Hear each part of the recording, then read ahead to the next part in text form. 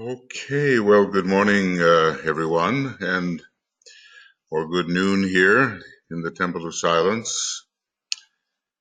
I'm continuing with a treatise on white magic, rules for the astral plane. We're on page 387. The last program that I made was about an hour and a half. It was an analysis of that ancient Atlantean chant, which, because of its power, even though it has fallen out of use, as the Tibetan says, because it's probably millions of years old. It is one of my favorites because it seems to promote the ability to identify with the substratum out of which all things come, at least the universal substratum. And this identification indicates to us that we are that very substratum. So in a strange sort of way, all things, all perceptions arise out of what we are, out of us. You know, every one of us can say, out of me, capital M-E, out of me, all things. Well, now we're going on. He tells us that that ancient formula was chanted on peculiar and selected notes, and it was very potent, and it brought definite results. Long ago, the ceremonies have died out, and who knows what he means by long ago. It could be hundreds of thousands of years. Anyway, they were Atlantean, and we can only imagine the what is found, the books, the whatever form the books may take, in these repositories to which the hierarchy has access. Well, the day will come, and according to need, we will use them when the time comes. Okay, there are three concise statements apparently made above, and let's just see if I can find them now. I got so caught up, yeah. Well, work on the mental plane produces realization of duality. That's the first one.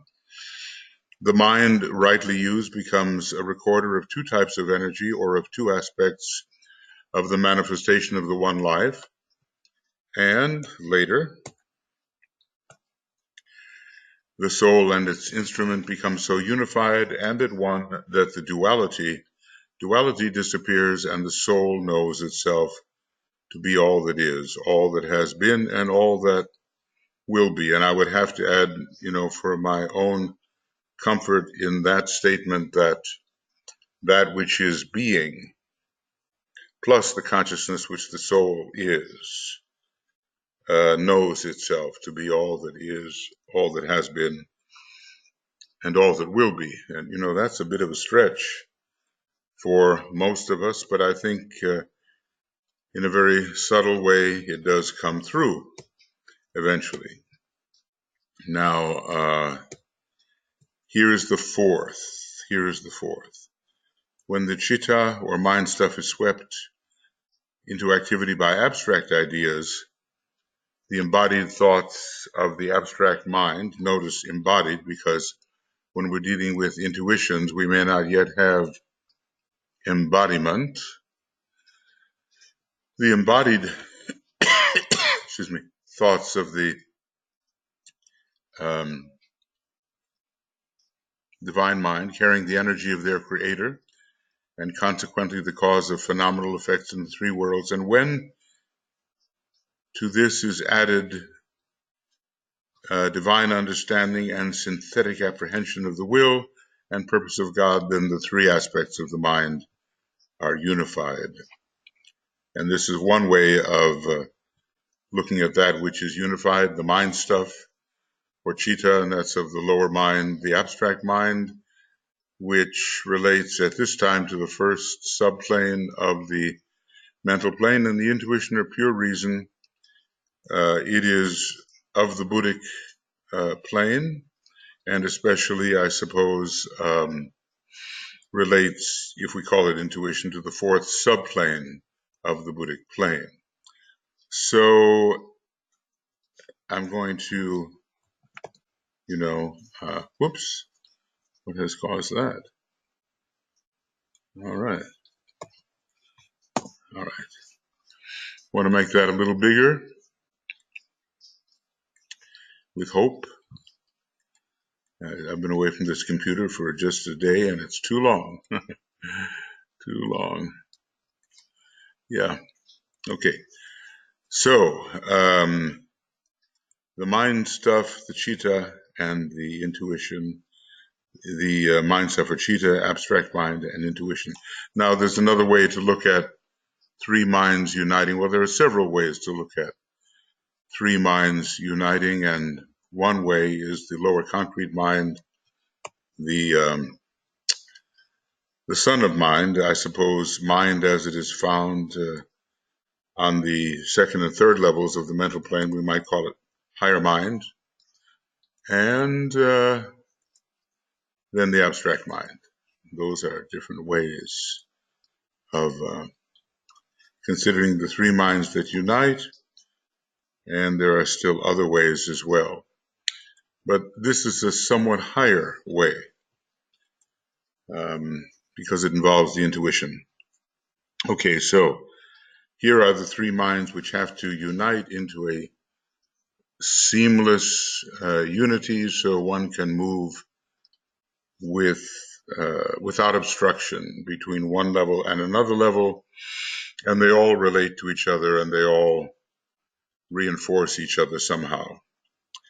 So these have to be unified in the consciousness of the aspirant, and when this has happened, the disciple has built the bridge, the antiskarana, which links, links the spiritual triad, the causal body, and the personality. And we do see, if we, okay, let's see if I can get this correct.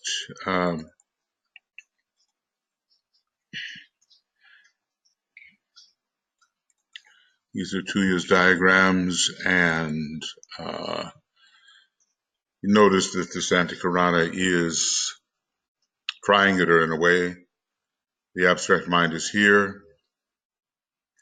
The causal body is here, and there's a line from, it appears to be the center of the causal body, and then the mental unit is at the top of the threefold personality. So here, via this triangle, the three are linked together. Okay, so an interesting way of considering that the antikarana is built, the entire antikarana.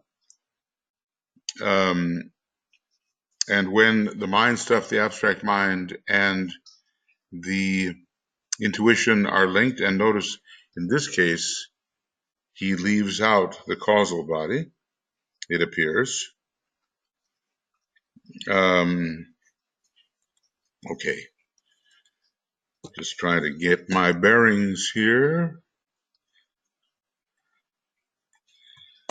When you stay away from it for just a little while, you have to regain. Okay, when this has happened, and let's just say, note that he leaves the causal body out of the picture at first. But the triangular antikarana does not leave it out in the charts. So let's just say when the personality via the mental unit, the causal body, the son of mind, and the abstract mind and the intuition are linked, then we certainly have the the Antakarana and or Antaskarana, as it's sometimes called, and we can go further with the building of that Antakarana, including the Atmic spiritual will, and finally the monad itself. And even then, that Antakarana continues in a way, the way back to identification of one's true self as the universal logos increases in intensity as we continue to retrace our steps via the emanatory stream, and that retracing is called Antakarana. And it goes all the way to the height of the universe, and when the universe dissolves, as ever it does, in the great pralaya, we are reintroduced to the post-universal and or pre-universal world, the supernoumenal realm of absolute infinity as perceived by the universal logos, and finally absoluteness itself, completely immutable. Of course, those things are infinitely beyond any mind in cosmos, at least according to my opinion, which can be corrected, as time goes on and as I see and understand more. Okay, so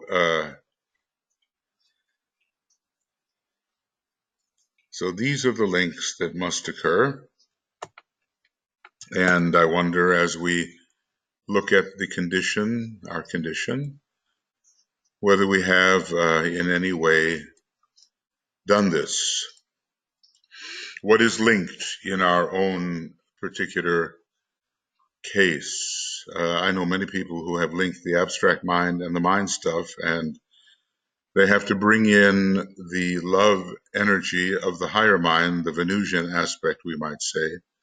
Sometimes when I look at the higher mind, or the three subplanes of the higher mental plane, I think of the third and the second as Venusian, and the very first subplane as Mercurian.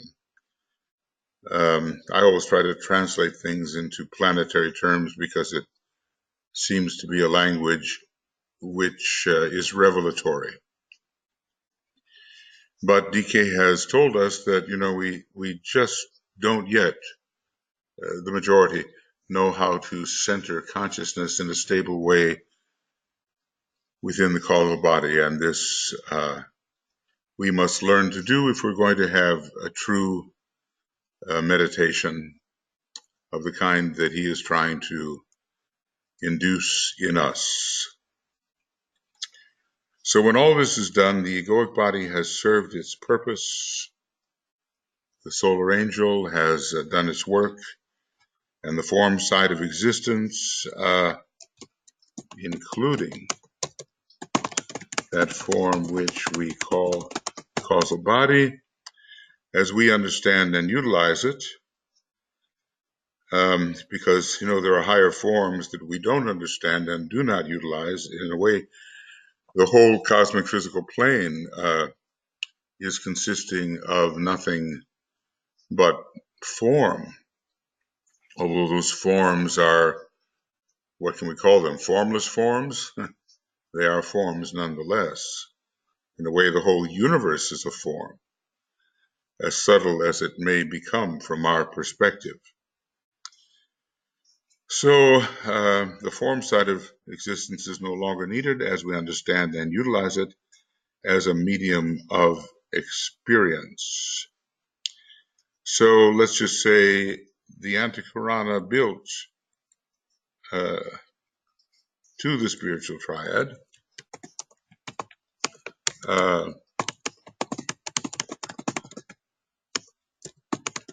to build to the spiritual triad indicates that the fourth initiation is nigh, is about to be achieved, and that the solar angel can discontinue its supervision and that form that we call the egoic body, or the sheath of the ego, can be dispensed with. The man then, the man enters into the consciousness of the monad, the one. We have to stop imagining that the monad is some little point as if on a chart. It's a state of the awareness of oneness and identification as oneness, which I can only think increasingly intensifies as evolution proceeds. Sometimes there is the impression that all that can be achieved in terms of consciousness can be achieved by man, but I think that's a serious mistake, and that the higher we ascend along, retracting along the emanative stream, as it were, the more intense, the more vivid will become our realization of the one and of ourselves as the one. The causal body disintegrates, the personality fades out, and illusion is ended. And I want to say here, at least this phase of illusion, because DK has said that up until the ninth initiation, there is not the ending of illusion, and now we're only talking about the fourth initiation, as far ahead of us as it may exist. And from a certain perspective, compared to those infinite and absolute states that are post and pre-universal, even the universe is illusion, the greatest of all illusions, and simply a partiality of absolute infinitude. I know I'm throwing in some philosophy here, but I don't find a way somehow in my psyche to avoid it, because it gives the biggest picture, and we do need that big picture to put things into proportion. So finally, after all of these, after the egoic body, causal body, solar angel, or let's just say its projection into the higher mental plane, have served their purpose, we enter into the consciousness of one. And I want to say not immediately, because various states of triadal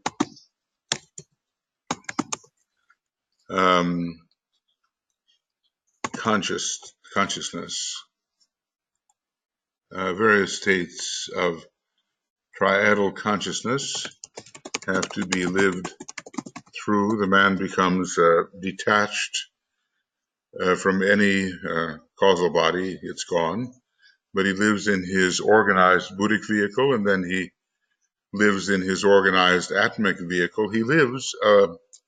Man lives within the personality of the monad before living in the monad per se.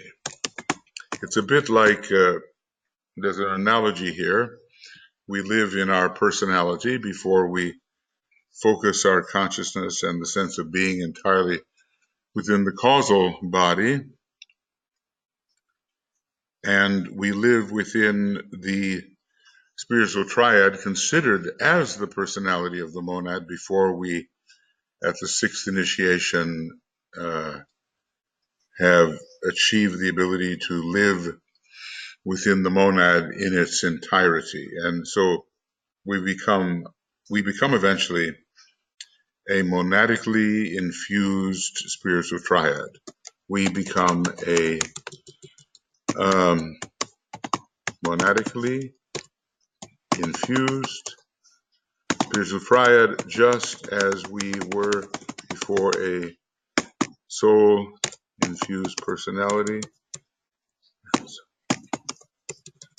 Okay, soul infused personality. So I think we can see the ascending process, and those masters who are not yet Shohans are increasingly monadically infused spiritual triads, just as we move towards the fourth initiation, are increasingly soul infused personalities. Anyway, for man, this is the consummation of the great work, and another Son of God has entered into the Father's home. He knows he is the monad.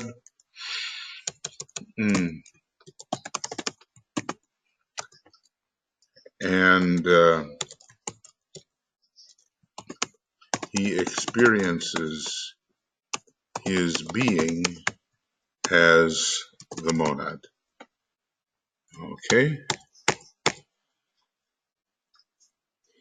Well, we're talking about things that lie ahead of us, okay? But maybe now and then we can get a faint impression, a glimpse of those higher inclusive, homogeneous, unified states towards which consciousness and the sense of being tend. That he may go out from there into the world of phenomena in order to work with the plan is probable. But he will not need to undergo the processes of manifestation as humanity does. Here's where we have,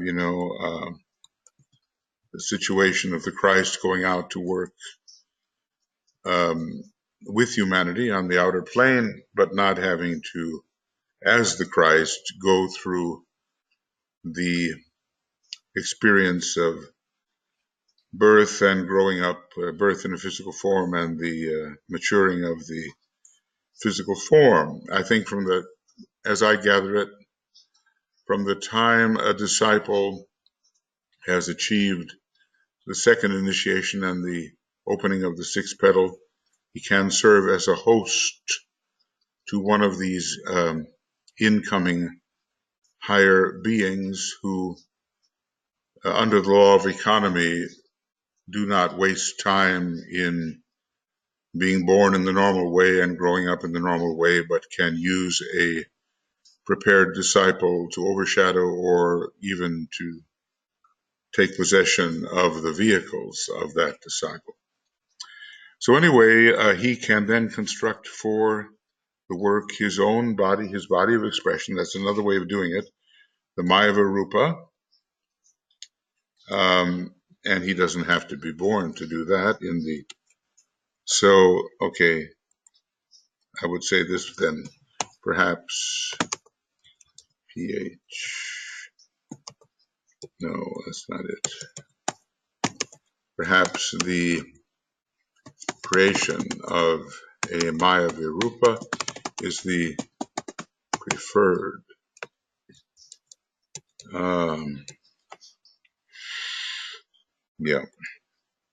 preferred method of manifestation of a master or Chohan, and maybe even an initiate of the fourth degree can do so. He can work through and with energy as the plan dictates. Notice these last words, where they hold the key to manifestation. In other words, what these great souls will attempt to manifest depends entirely upon the phase of the divine plan which must appear,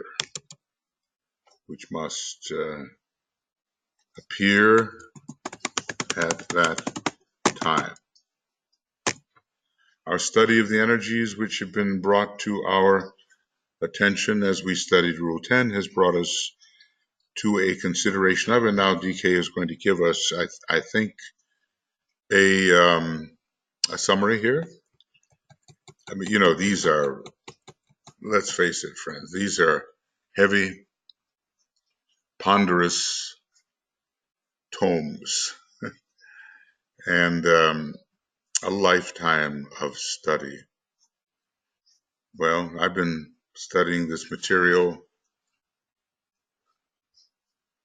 for over 50 years, and the Alice Bailey material specifically for 47 years, and I feel, and I think rightly feel, that I'm just scratching the surface in my understanding. But we have to get that understanding into the very limited and limiting brain consciousness, and that in itself is part of the redemptive work. So we will just proceed the best we can. And the time that it takes, but things are, at this time, for all of us, speeding up if we are attentive and diligent.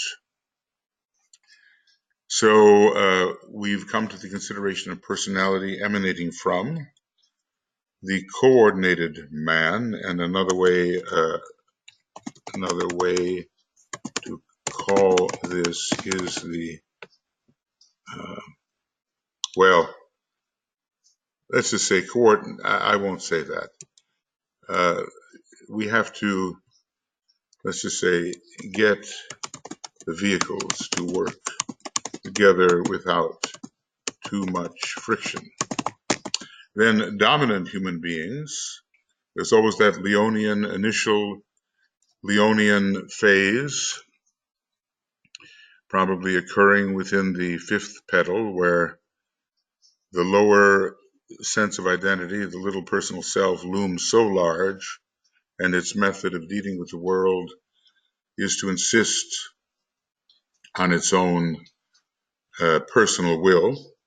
And then groups also have personalities, but they are entirely redeemed personalities. You know, ashramic groups, the hierarchy of adepts, they have their extensions through which their higher nature expresses. We can call that a kind of group personality. That's one thing. And then the integrating group of mystics of the New Age, and maybe we call this often the new group of world servers. They all have their personalities, but the question is,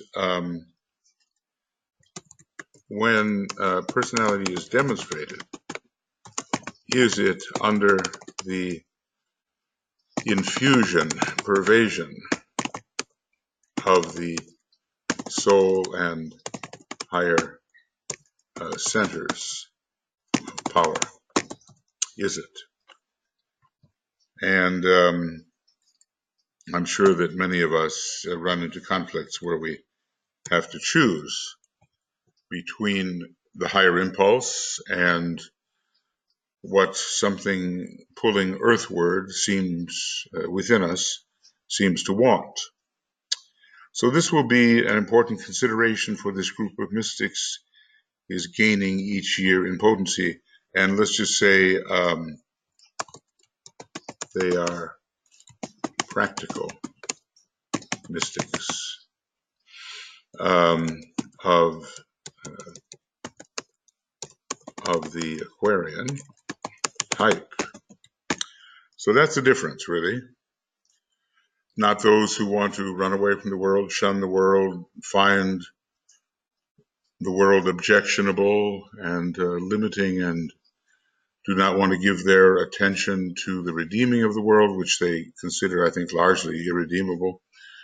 In a way, some of the interpretations of Christianity have done away with the necessity of working at all on the redemption of the world, because it's basically all going to disappear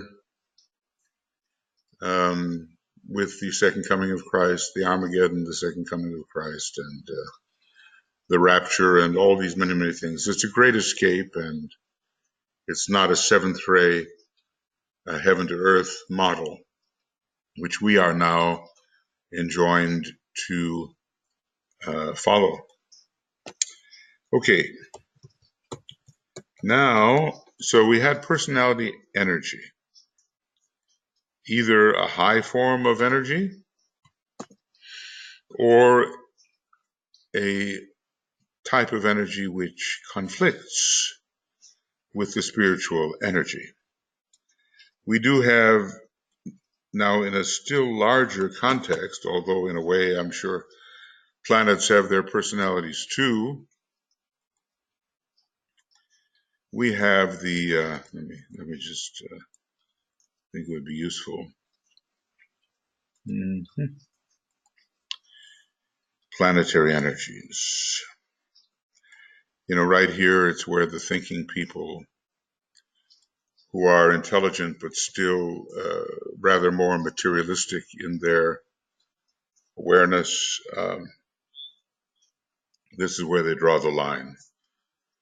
You know, how can those spherical, those great balls of dirt, rock, mineral kingdom have anything to do with what we are? You know, the existence of the subtle energies escapes them. So we have the 7 planets, and I suppose, since we do have many more, this means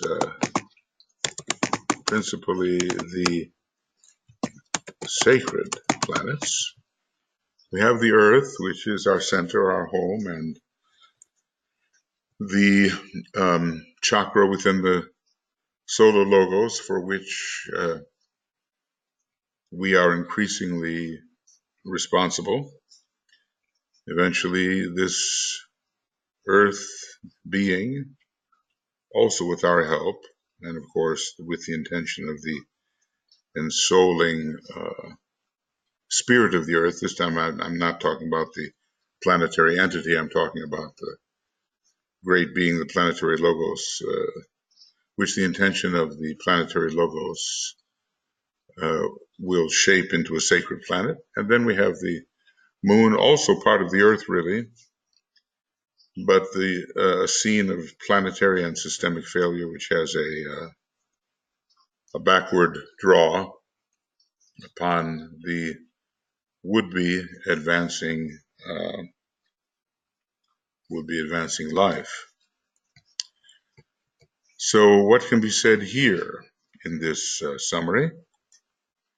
Only a few things can be noted about this section of energies and about the next, for this is a series of instructions for the aspirant, and not a treatise on energy, perhaps a treatise on cosmic fire was the treatise on energy, and also the book Esoteric Astrology, yet to be written at this point, when a treatise on white magic was being written. But, you know, we're going to get into some pretty deep astrological considerations in this book, kind of a foreshadowing of the book to come, a great treatise on energy, and he called it his most occult book because it dealt only with energies. So those are the planetary energies, and we do work with them, and we are aware of their cycles, of their revolutionary periods, of the astrological implications, and so forth. And well, we do work with these, but we can only work with them to a degree, and the masters of the wisdom are able much more to function in relation to them. Now we have another category, or as he calls these things, section of energies, section. So we're looking at different sections of energies. And now the solar energies. I guess Master DK is telling us the same thing from many different perspectives, and we will thus learn to recognize these factors in various contexts. The physical sun, I suppose this would be including latent fire, and also that's the denser type of fire by friction, and radiatory fire. So basically, physical solar fire and etheric solar fire. Not yet, really, not yet solar fire as we are inclined to think of it in relation to the soul. And then cosmic sources, solar energies coming from cosmic sources. Notice the contrast there. We have solar energies coming from cosmic sources. Now, in a way, if we go beyond the dense physical and etheric vehicles of the solar logos, we are into that which could be called cosmic, the cosmic planes, you know. A solar system only exists in the way that DK describes it, as evidence of the etheric and physical aspects of the solar logos. Once we get into the cosmic astral body, the cosmic mental body of the solar logos, we are into cosmic sources.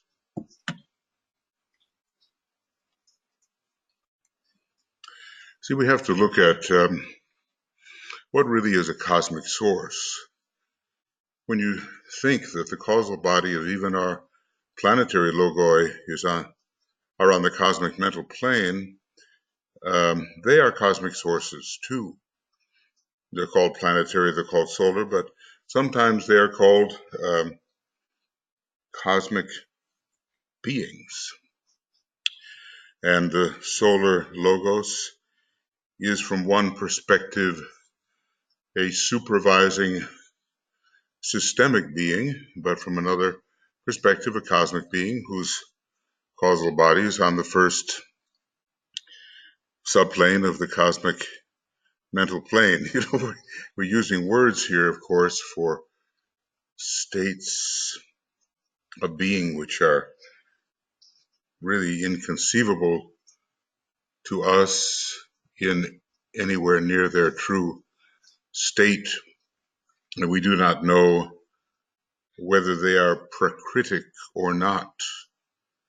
The smallest unit, apparently, on our cosmic physical plane is called the bubble in the koilon. Is it divisible? And if it is it composed of many still more refined types of atoms or particles or material units? You know, that's way beyond us, of course. But the question of whether the cosmic planes are pracritic or not is a serious question. So anyway, cosmic sources.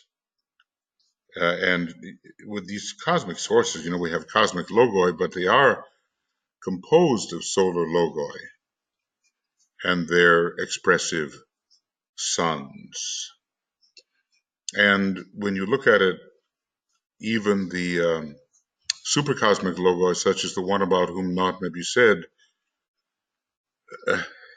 have as their visible constituents solar logoi and their aggregates of solar logoi, which are constellational chakras within the one about whom naught may be said, within a supercosmic logos. Just check out page 293 of A Treatise on Cosmic Fire, and we have the unknown there. That is a supercosmic logos.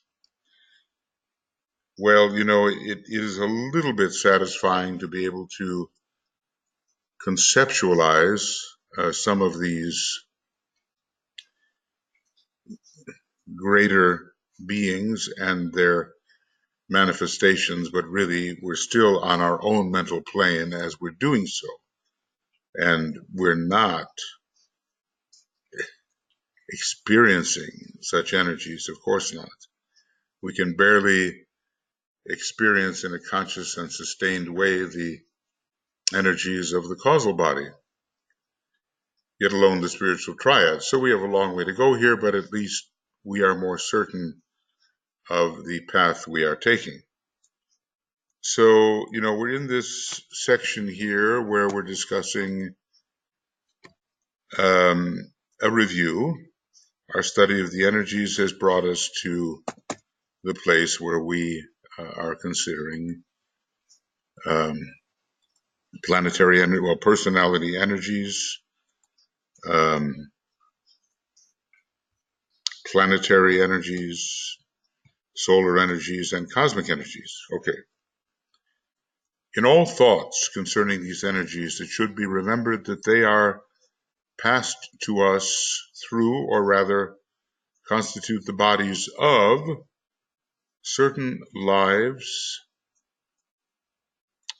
whom we call devas in their greater and lesser groups, and are therefore therefore we are all the time working in the bodies of lives. So when working in bodies, we are working within the Deva kingdom, the bodies of lives, and hence we are influencing them. So some of these greater beings, they are as much Deva as they are man, as much man as they are Deva. They are called the heavenly man, the grand heavenly man, and I suppose for cosmic logoi and those beyond, some other kind of man appellation can be applied, but at the same time, their means of expression are very Devic. In one way, when you think about man, you can equate it with spirit. When you think about Deva, you can equate it with matter, but of course, these Devas, they do have their own monadic spirit aspect. Everything does. Just they play a different and receptive role, part of the universal duality of spirit and matter. So in all these thoughts concerning these energies, it should be remembered that they are passed to us through, or rather constitute the bodies of certain lives whom we call devas. So the body nature and the ray nature, you might almost say, these two types of nature are Devic. When I think of going from here to there, reaching across a chasm and going from one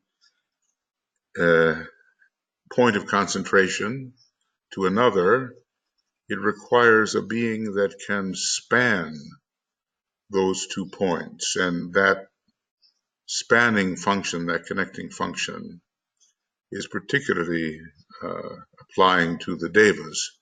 What we call man is a more concentrated source, and devas are more elastic in perceptual space. So, when we want to reach, putting it in simple language, from one thing to another, we require the Devic connection. Some of you, therefore, who have made a study of a treatise on cosmic fire may find it of value to note the following items of information. Well, we can make a study of it, but this is a book intended in its depths only for initiates. And when we get into the raised and initiations and the 14 rules for group initiation, it's another initiatic presentation, really, which we have to transpose to our own level. It's just the depth of Master DK's mind is astonishing, and of course he's just presenting to us what to him are only the ABCs. So we're going to note the following.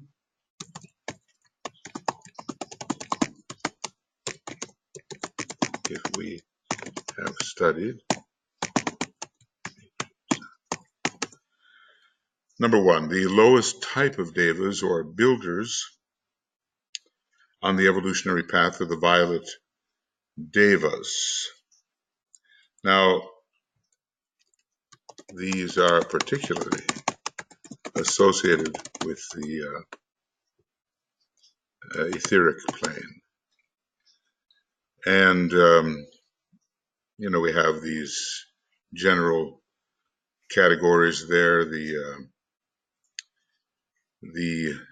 violet, they're sort of the third down, the purple is the lowest of the four, then the violet, then the light violet, and then the lavender.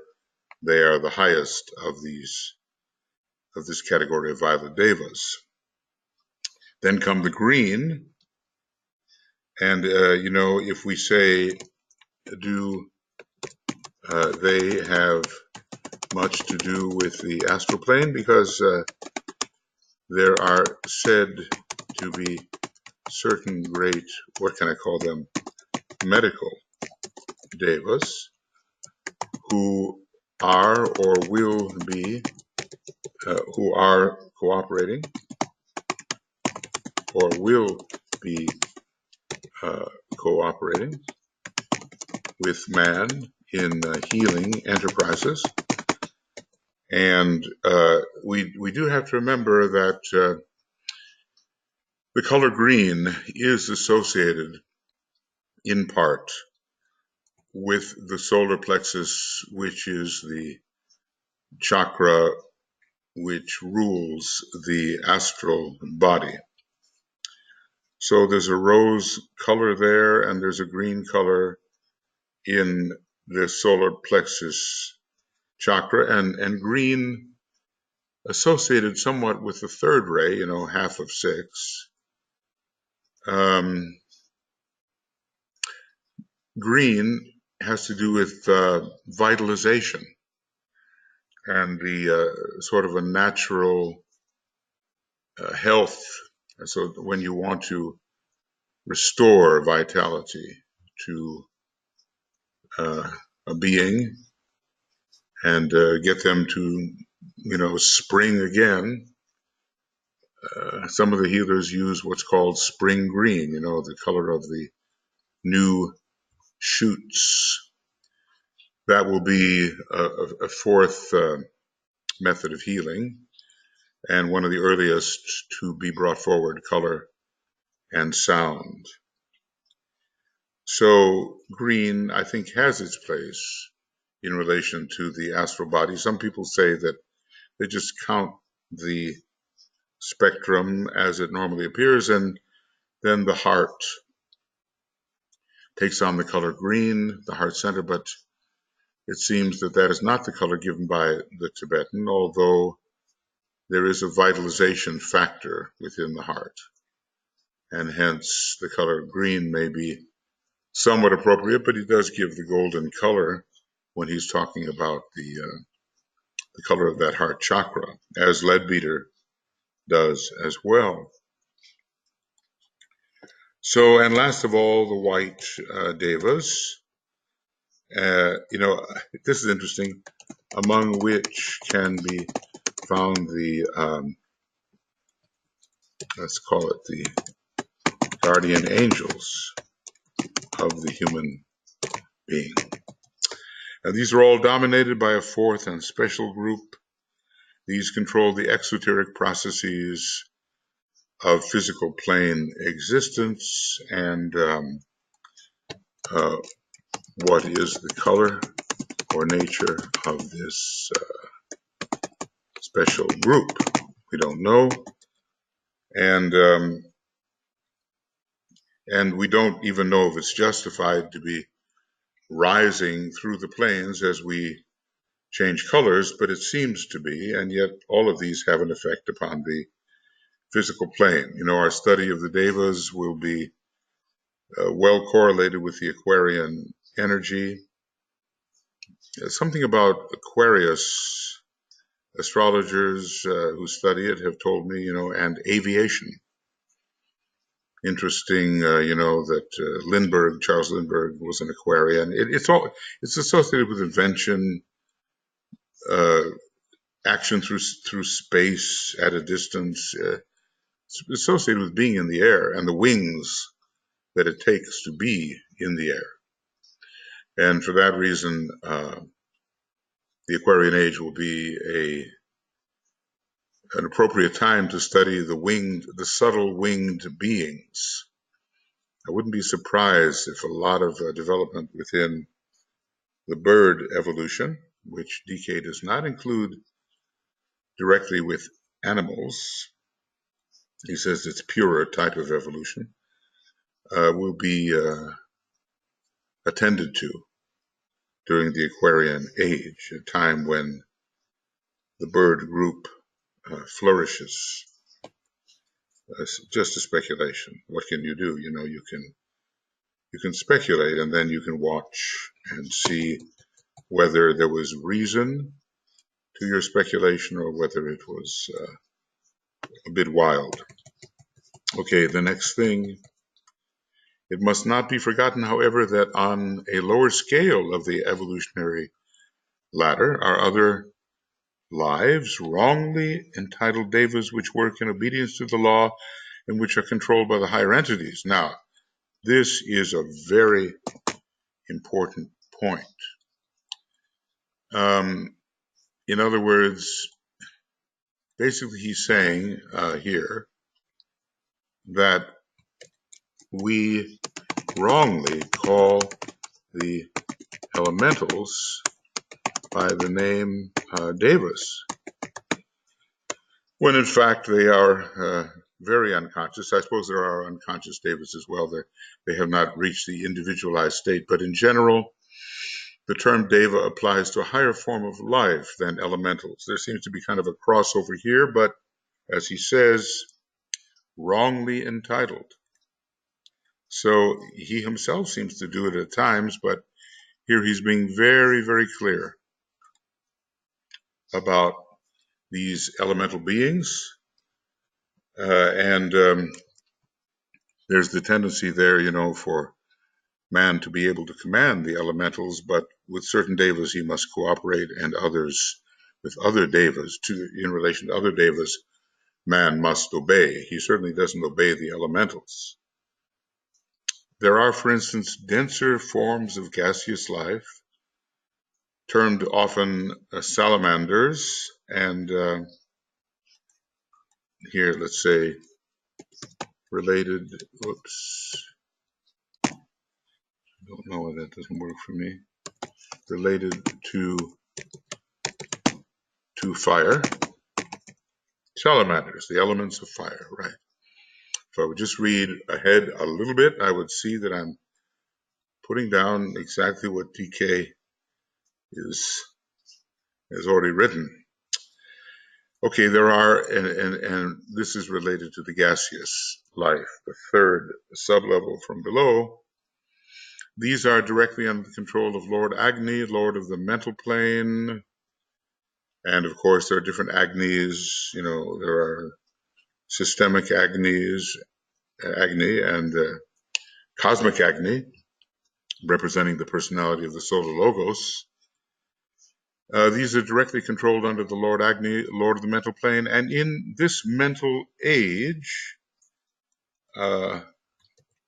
Aquarius, bringing in the fifth ray, we have the element of fire entering into the mechanics of living as never before. We have, the thing that has changed our lives, the internal combustion engine, and of course, all of the developments upon that, the atomic developments, and the augmentation of fiery energy with the energy of the atom being released. So we have the element of entering as never before. Well, I mean, it used to be horsepower, right? And now it's these amazingly powerful engines that drive our cars and even our airplanes and so forth. Eliminate the products which are controlled by heat, and you will bring our civilization to a stop. You will bring all means of transportation to an end and all modes of lighting. You would throw all manufactories into the discard. Basically, again, these fiery lives are found in all that burns and in the warmth that holds the all life formation on earth and causes the flourishing of all living things. So this type of fire not only drives the mechanisms on which our present civilization is based, but also holds living forms intact through latent heat, largely, latent and radiatory fire. So this is a fiery age, and already with the coming of the Master R, as Sir Francis Bacon, and the age of scientific investigation was beginning, and this was back in the very early 17th century. And he, as they say, he rang the bell, which called the wits together, the intelligent human beings who began to investigate the nature of nature. So many things were discovered along the line of fire, he being such an Aquarian, and Aquarius having to do with many types of fire, with the hidden but powerful energies which drive things forward, even though it's not a fire sign. But we certainly have discovered atomic fire under the age of Aquarius, or at least as much into the age of Aquarius that we have ventured. This is a discovery of the Aquarian age, atomic energy. There's been a slow overlap since the time of Bacon, and maybe we will be quite finished with the Piscean age in the earlier part of the 22nd century. So, under the law of correspondences, the mental plane has an analogy in the third subplane of the physical plane, the plane into which science is now entering. Do we mean the third ether, third from above? Mind has for its main expression in the material world what we call our scientific civilization. Well, the gaseous plane is third from the bottom, and the superetheric level is third from the top of the etheric physical systemic plane. And we're certainly entering the fourth ether, and maybe to an extent the third ether, but beyond that we have an occult situation. Always the first two subplanes of any plane are considered very esoteric and truly occult, and maybe are not entered quite so easily. So under the law of correspondence is the mental plane, it's third from below, corresponding to the gaseous nature, has an analogy in the third subplane of the physical plane, the plane into which science is now entering. Well, is that the gaseous subplane? To a degree, but also science is entering the etheric levels. Was it doing so at the time this book was written? Well, maybe to an extent. The atomic bomb had not yet been created, nor was it exploded until 10, 11, 12 years, 15 years later. But still, we were entering an age in which fire and heat were very important, and fire and heat of a new kind. Well, look, friends, this is the end of 1 hour of our work. So let's just say that 1 hour has passed, but I'm going to go on as the possibility of driving forward and finishing quite a bit of this book stands before me, and I would really like to do that, if possible. Then the 2 extremely weighty tomes, Treatise on Cosmic Fire and a Treatise on White Magic, will have been, well, at least superficially covered, and the Rays and Initiations, another very weighty tome that has been completed both in written and partially in audio form or video form. Okay, so now we're dealing with fire, and we're moving on. Agni rules the mental plane and has domination likewise on the third subplane of the etheric planes. Right, so interesting. And this means domination on the super etheric plane and on the atmic plane. If we get into the sort of higher ethers, the cosmic ethers, and we count down, we will find that the super etheric plane and Agni, super etheric plane and Atma correspond, and Agni will be an important ruler there. He is the lord of the fifth or mental plane, counting from above downwards, if one must employ these terms for the sake of symbolism. Of course, they're not the true thing, but they do give us a way of focusing our mind. For this world cycle, the Agni has so much to do with the Aryan age, doesn't it? It's an age of fire, an age of the fifth ray, and therefore counting from above down, the mental plane, counting from below up, the atmic plane, will and mind. Will and mind together will be representative of the Aryan age, in which we still find ourselves, even though in the overlapping, the sixth root race is not far from beginning, if one must employ these terms. For this world cycle, Agni is the dominating influence. Now, is that a round or is that a root race?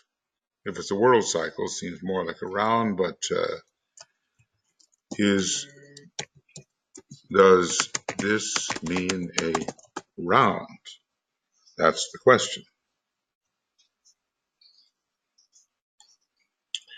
So, yes, Agni certainly dominates in the fifth root race, but we're not yet into the fifth round. And Varuna had lots to do with this fourth round, and certainly with the Atlantean civilization. There was much of, well, Agni, in a way, as it relates to the fifth ray, coming in with the individualization of man in Lemurian times. So for this world cycle, and those are ambiguous words. A world cycle can be a chain round, and it can be a scheme round, and it can be maybe the duration of a root race. So does this mean round, or the duration, round, or the duration of a root race? Well, not sure, because that's the way of blinding things. Don't be too specific, and then let the student supply his own interpretation. Agni is the dominating influence, and I would say especially, okay, during the fifth root race. Though Indra, lord of the Buddhic or intuitional levels, and interestingly, also a storm god, that is interesting, thunder and lightning, of course, with the second ray, the symbol is the thunder, the word which cycles down the ages, and lightning, the symbol is the first ray, and maybe kind of being in the middle of everything, there's a combination of first and second rays with the Buddhic plane. But eventually Indra, lord of the Buddhic or intuitional level, has a subtle control which is steadily waxing stronger and will dominate during the sixth root race, which eventually will be an intuitional root race. All humanity is striving towards the fourth plane of union. You know, this is the plane on which our monads are not originating but are expressing. All humanity is striving towards the fourth plane of union between the higher and the lower three, but at this present moment, the plane of mind or of fire is most important. So our job is to blend the concrete mind with the abstract mind, and then the concrete mind, abstract mind with the transcendental mind of Buddhi. That's our task, and then we will have Buddhimanas. And the question is our thinking formulation fertilized by Buddhi? And that's and if it is, we will know more and more about what the divine plan really is. So we need to remember that just as in particular incarnations, men are focused or polarized in various bodies, depending on the sounding of the notes of the causal body that the solar angel engineers to sound forth before every incarnation. So different incarnations will have different emphases according to what has to be built in or supplemented. And probably we already have an idea about some of our deficiencies which need to be built. Many people have a mental deficiency. DK says a lot of mystically inclined disciples don't have as much fifth ray as they need, and so the solar angel sounds forth the note, or engineers the sounding forth of the note of the causal body, and may choose maybe a fifth ray personality. You find this information in the early part of Letters on Occult Meditation, where it talks about the kinds of meditations to be brought forward for the man's work. So the fifth ray personality may be chosen, okay, and we don't know yet. but we do know we have deficiencies. Many people who are on the sixth ray and maybe given way to the second ray, they don't have as practical an approach to the concretions of life as those who are on the 1, 3, 5, 7 lines. So as a ray of personality or mind, one of the concrete rays has to be chosen for however long to help build in those additional abilities which have not been along the line of least resistance. Right, what have we been doing here? It's a question of forest and the trees. It's easy to get lost in the trees here. So violet devas, elementals, and I think here this should be somehow a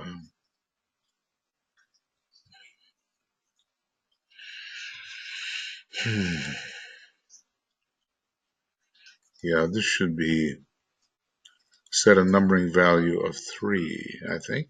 Yep. Okay. So under the law of correspondences, the mental plane has an analogy to the third subplane of the physical plane, from below, I guess. The plane into which science is now entering, a mind has for its main expression the material world. Right. Okay. We looked at that earlier, and now we're on number. I just want to get the list straight here. So we know DK talks about so many things that we have to keep our lists in order. So we know what every tabulation contains. So we want to note these things. The lowest are the violet devas. I'm just kind of making a little summary here. And elementals must work in obedience to the higher entities, and the third subplane of the physical plane is analogous under the law of correspondence. The mental plane, is analogous to the mental plane. So let's just say here, I'll make a little statement, and I'll say that the, in a way, okay, sorry for the slight delay here, that in a way, the mental plane is analogous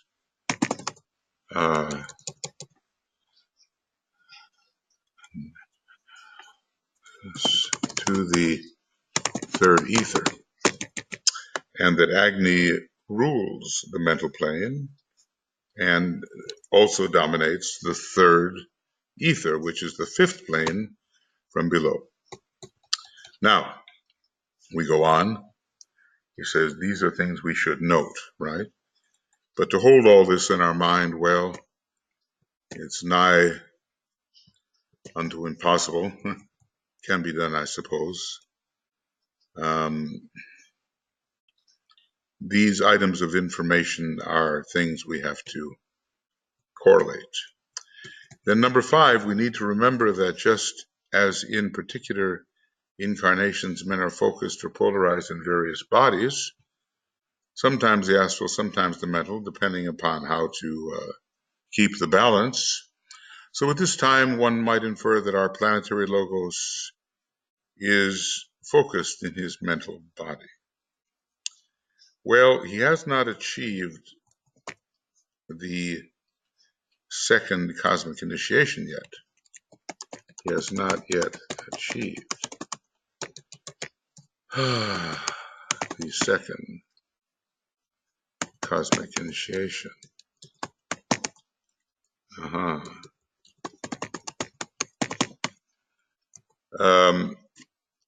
Now, this is interesting.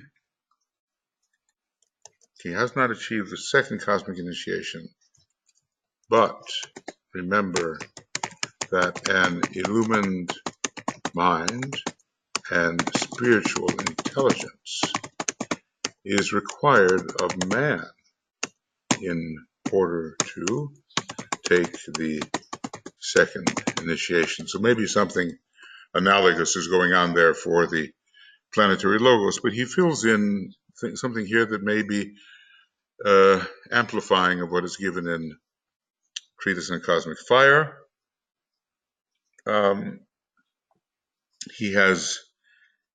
It has been said, is striving towards the fourth cosmic initiation, which makes possible our attainment of the fourth initiation in general,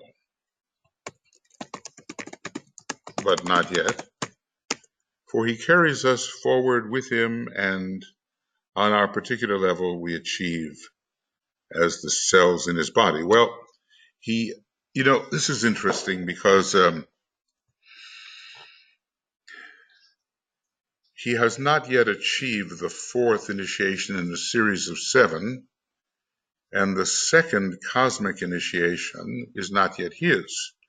So it's a long way before he can achieve the fourth cosmic, but through our chain, he achieves a type of fourth initiation, and as cells, we are carried along with him. Now, here's the question. It is not yet decided or established whether our solar logos will take the fourth cosmic initiation or the fifth in this solar system. And our Earth is the base of the spine center, which is activated to the fullest extent at the fifth initiation. So if we take only the fourth cosmic initiation, the planetary logos, can the solar logos take the fifth cosmic initiation, or is he simply limited then to the fourth cosmic initiation in this solar system? So you see, even for these great beings, the question of timing is a question of how well they do. Now, if we on our planet would achieve the fifth cosmic initiation in terms of the planetary stream of initiations, then it would be more likely that the solar logos could also achieve the fifth and begin in the next or first ray solar system with the work on the sixth cosmic initiation rather than on the fifth. Well, as I say, these are words based upon some kind of mental understanding or mental correlation. Energetically, we cannot at all experience what these words indicate. So it has been said, is striving towards the fourth cosmic initiation. But our attainment of the fourth initiation, unless it's all of humanity, but the attainment of a good number of people, okay, I'll put it here. The attainment of the fourth initiation by a large number of people can also be facilitated by the planetary logos taking the fourth in a series of 7 lesser initiations. So go to page 384 in A Treatise on Cosmic Fire. These are big matters, and our time scales at the present time are so dwarfed, at least if we look at the kinds of very enduring, huge time scales that the ageless wisdom presents to us. I mean, science is telling us that maybe our solar system, of course, it only considers it from the outer level, will last some 15 billion years, and occultism and the Hindu chronology, or Brahmanical chronology, tells us of 311 trillion and 40 billion years. That's a huge difference. And if we were to knock off the last 6 zeros, we would have the duration of our solar system still, well, would still be some 300 and is it 340 or 314?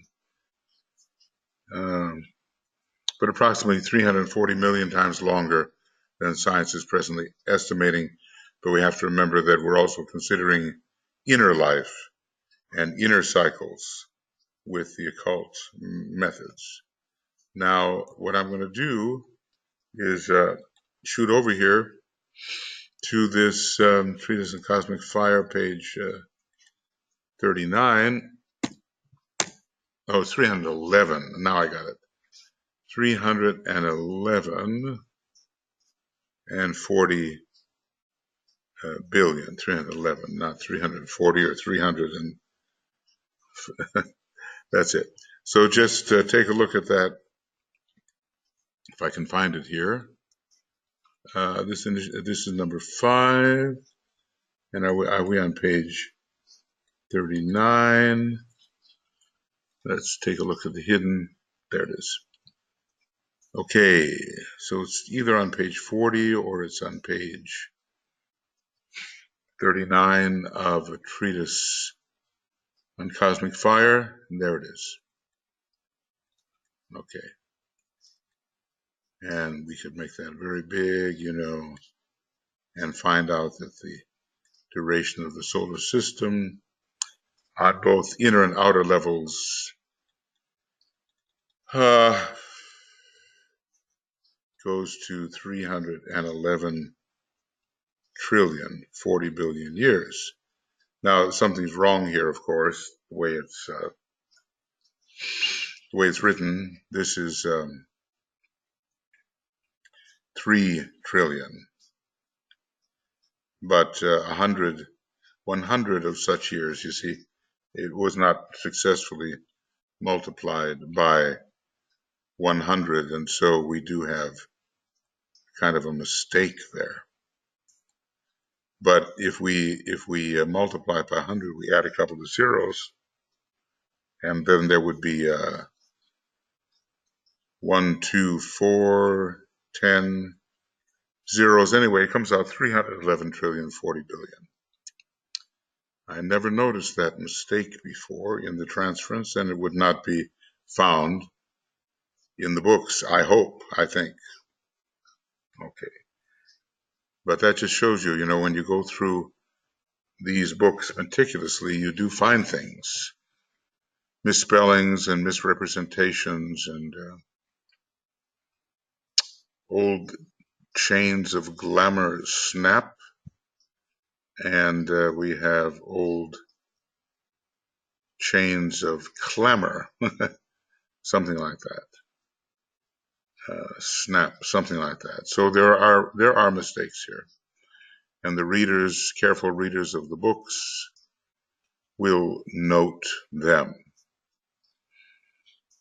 Okay, so 1 year of Brahma's age is 3 trillion, 110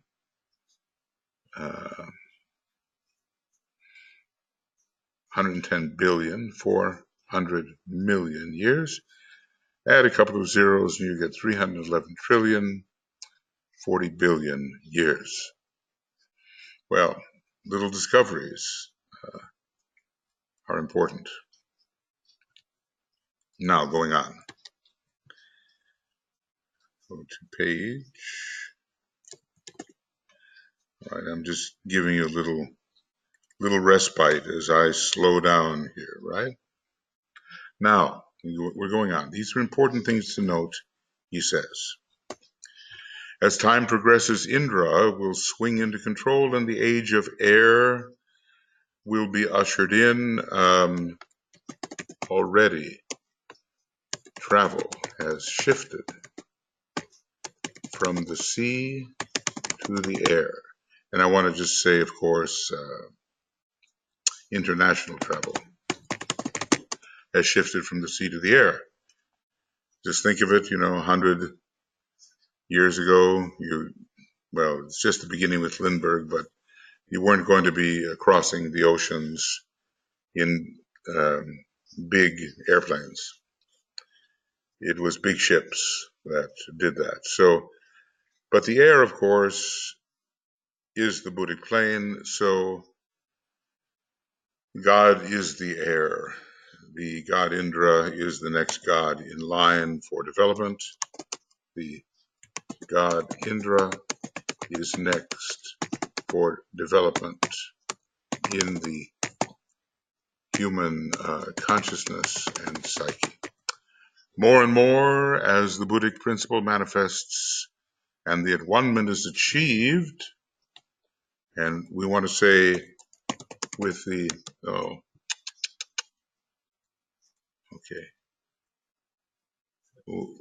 is achieved with the coming in of the fourth ray from its monadic aspect, we shall see this age of air coming into being. Now, the Tibetan is writing in the 1930s and here, and he certainly would have been able to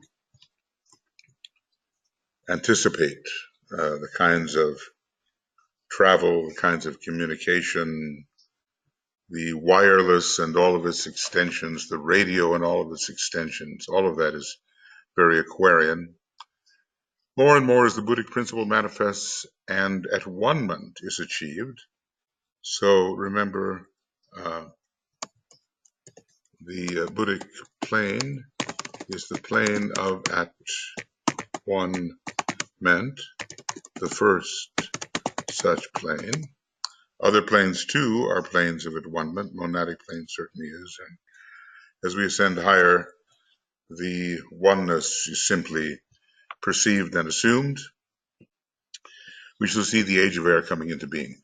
A corroboration of this can be seen in the gradual control by men of the air. Amazing, when you look at those magnificent men and their flying machines at the very beginning of the century, those flimsy little aircraft, and you were lucky to get off the ground and lucky to land alive. But that was the beginning of our mastery of the air. Uranus was coming in. It was a liberation from gravity, you might say. That Lord of liberation, which is ruled by Uranus, liberty.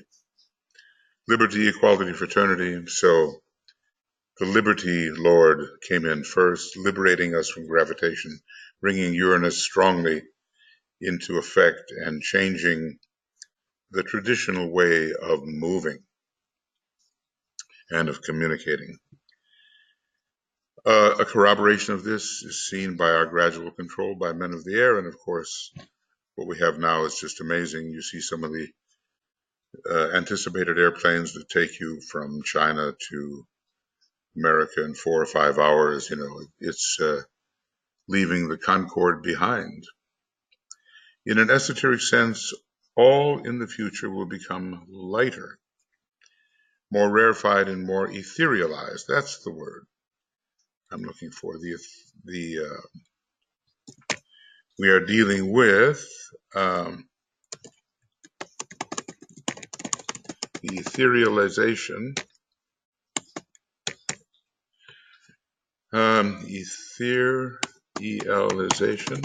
of matter. And I'm choosing my words with care. So what is the effect upon dense matter when, let's just say, our question is here, when etheric matter acts upon dense physical matter, what is the effect upon dense physical matter? Well, maybe, simplification is one of the effects of etherealization, and we have now matter ascending to the point where it becomes radioactive, just as any being can demonstrate radioactivity and make that transition into the next and higher kingdom. Radioactive man is man preparing to enter the fifth kingdom, and the radioactive animal is preparing to enter the fourth, and so it goes. He says these are very obscure forms of life as they become radioactive, maybe especially in the plant kingdom and so forth. But he talks about that in the Treatise on Cosmic Fire, that radioactivity is a climactic state and not a state which is constantly degenerating through the half-life process. It's a building up towards radioactivity. So levitation, we've seen people levitate, we've seen videos of that, and not with hocus pocus, but the real thing, even though it may not be spirituality, it certainly is occultism. Man is rising, more rarefied and more etherealized. So the age of air and the lightness of man will be ushered in, and I imagine still smaller bodies and lighter bodies, and when you're walking on the moon, it's a lot easier than walking on Earth. And we can, they say the Tibetan monks have these methods of covering vast tracts of space by levitating somewhat above the ground and then really going. How they do that, I don't know, but levitation is a possibility, and locomotion in a levitated state is also possible. I think I'll put that down. Locomotion in a levitated state is traditionally possible in Tibet, where the secret methods are known. But of course, these methods cannot be released to humanity just yet because the danger of misuse by amoral man is ever present, and we certainly haven't overcome our amorality or lack of morality. Now, number 7, these are all factors we should know about. Our God as a consuming fire refers primarily to Agni, the controlling factor in this age, this Aryan age. Well, also, if you're talking about the consuming fire of love, the whole solar logos is that. There are different forms of Agni. One form of Agni, as we have seen, is the personality and nature of the solar logos. It is a great Davic life, but subsidiary to the solar logos per se, whose causal body is higher than the realms that Agni rules. But then when you think of cosmic planes and super cosmic planes and super cosmic planes, and on it goes until DK tells us 10 dimensions, well then what is the ultimate Agni? Or the ultimate, in the names that we use anyway. The ultimate Varuna, well maybe it's not called that at all, but there's going to be rulers of the different cosmic levels, and they will be vast, but they are probably, beyond even the ken of our solar logos, who may be, I guess, even as a crystal is, or maybe even a molecule or an atom, compared with some super lives in the great emanatory stream of our universal logos. So we have plenty to keep us busy, plenty of interest, plenty of unfoldment, and yet it's all within an infinitesimal compared to the infinity which we are. Our God is a consuming fire.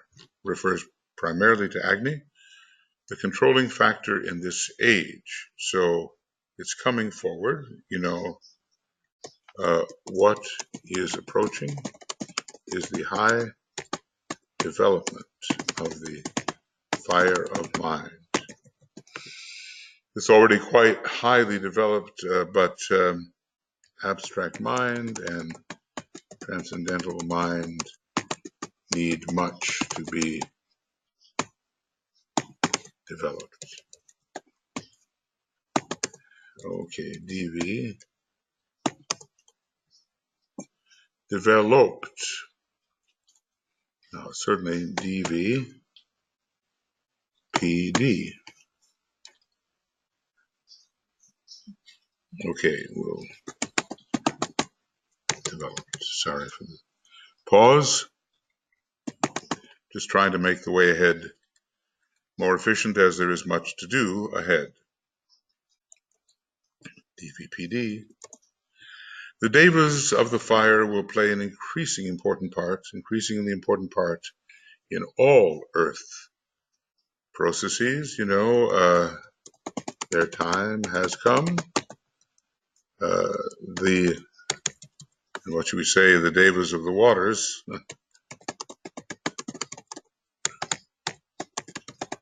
had their time during the Atlantean floods, of which there were a number, HPB tells us, not just one. To them, these devas of the fire, is given the work of inaugurating the new age. It is said that Aries of the zodiacal signs is the sign which initiates, impels, brings in the new age of Aquarius, the new world and civilization and the new continent. Well, what will that be? This is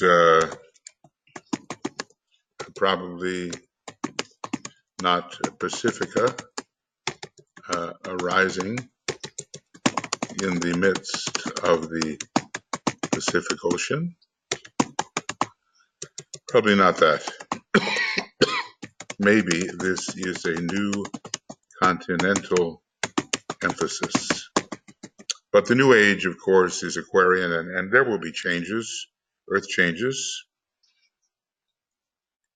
but it probably is not.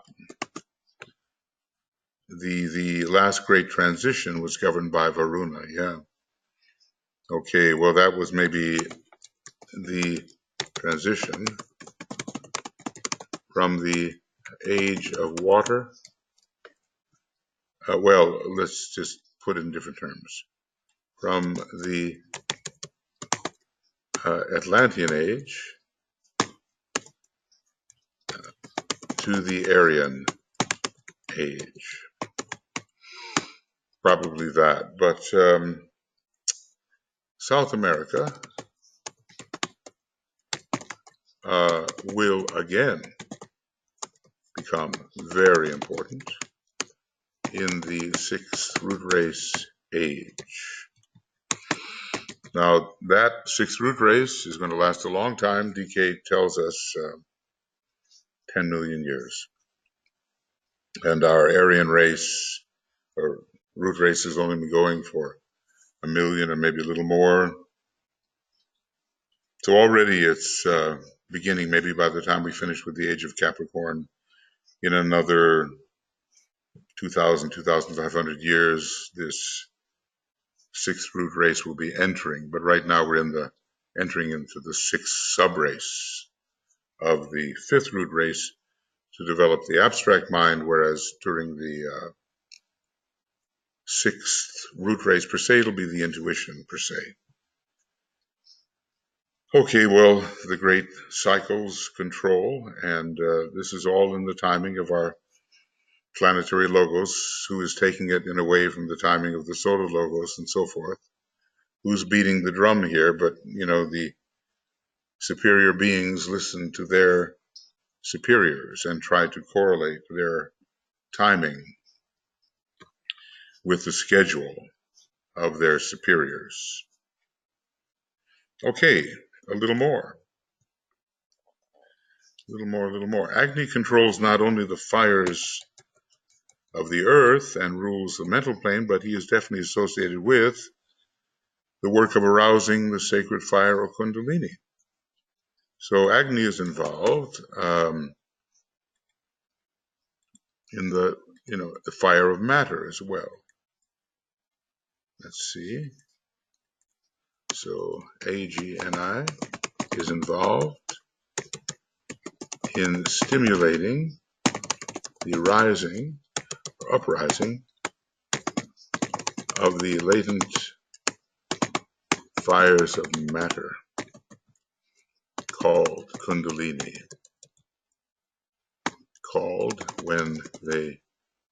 Just called Kundalini, that's all. Okay. Well, that fits because mind and matter go well together. And this is an age when the mental aspect of Pluto and the control from the fifth ray ajna center, dealing with the rising at the base of the spine, which rising is ruled by Mercury, which is a quintessentially fifth ray planet with a still higher third ray. As you know, I theorize 2 monadic rays for every planet. One is more of a subray, and that's the fifth subray, but finally the ultimate third ray of matter. Okay, a lot of associations right in there. But the fifth ray is very important in this uprising of the Kundalini, and only when there is a really illumined mind, and a very strong will and a powerful imagination can that ajna center be used, a well-developed head center, can that ajna center be used to see to the rising of Kundalini from the base to the crown by the appropriate geometrical pattern. Right. Well, there's a lot here to learn. Okay, so let's highlight this as well. We're told that the third ray monads, maybe the essentially third ray monads, will achieve during this fifth root race. And I suppose the second ray monads during the sixth root race, and the first ray monads, some of them, always some of them, will achieve during the seventh root race.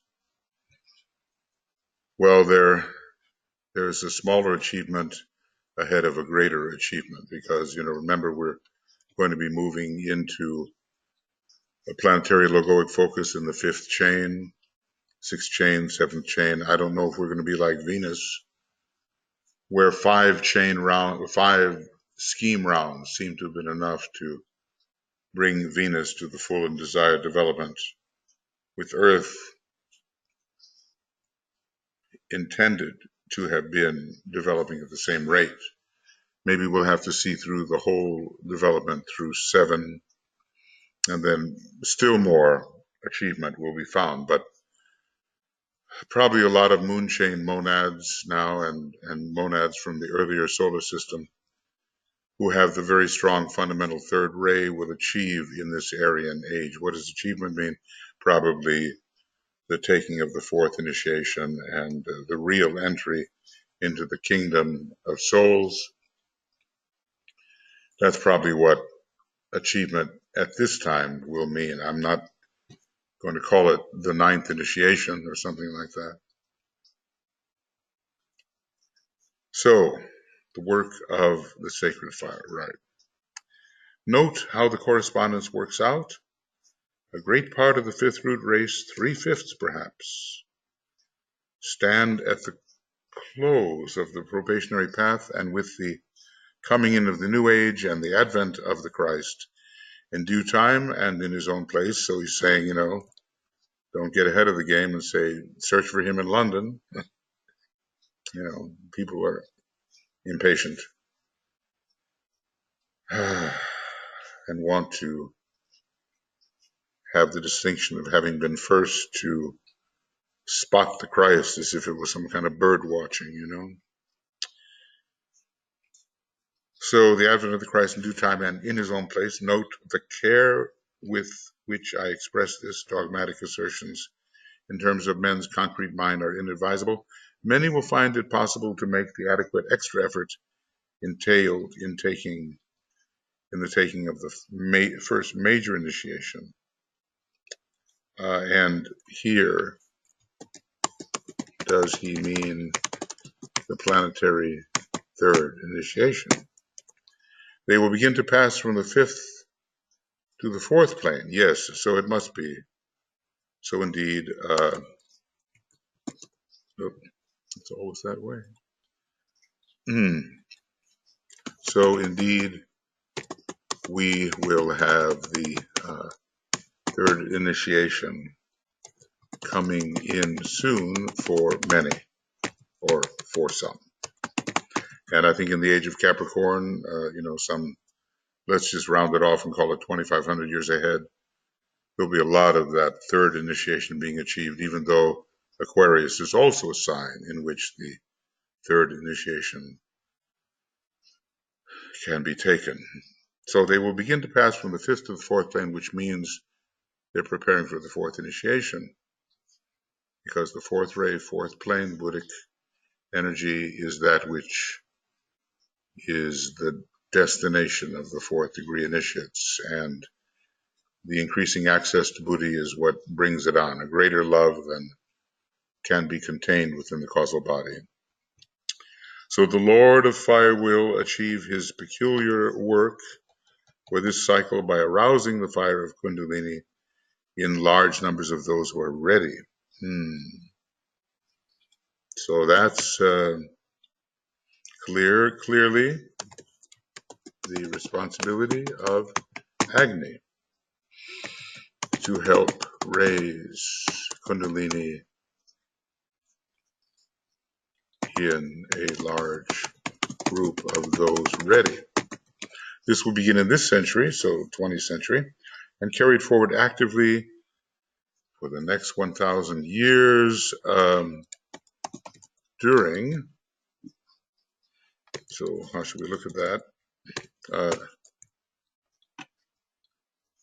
So during the decan,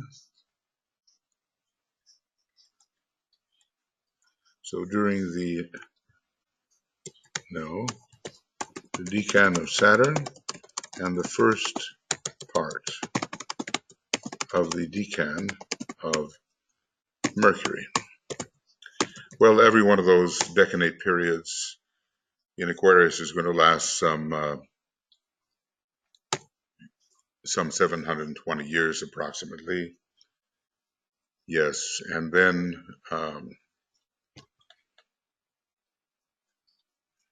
we will have the transit into the age of Capricorn after 3 of those periods. But, given that this was written in the early part of the 20th century, and it wouldn't be until 200 years ahead that the real, in 2117, let's say, that the real age of Aquarius would begin. And given that that age is 2160 and add 200 to it, so you get 2360. So at 200 to 720, you get almost 1,000 years. So maybe not much of the age of Mercury, the second decan, will be involved in that rising of Kundalini, but Mercury does rule Kundalini active and Mars Kundalini latent. So maybe Mercury will carry things on and up as it begins its own decanate rulership. It's out of little things, that he said that you have to piece together what the activities will be during these various decanates. But of course, we just have that steady growth ahead of us. And that can only be done in a careful and fairly laborious manner. Okay, in your work, you may later be shown, all depends upon your aptitude, methods of approach to these dominating forces, but this will come subjectively and not through magical work and formulas. You know, so many would-be magicians are just really anxious to get a hold of the magical words and just start doing things, making things happen. But, you know, the real growth is just happening very silently internally, and suddenly something lifts and you see what wasn't there before, and that's where the real expansion of consciousness is occurring, and not through the outer repetition of certain formulas about which the repeater knows so very little anyway. The attainment of a right vibration will work automatically in the production of right conditions and right rapports. So we've just been through some sections here where he tells us what's happening and what we need to note.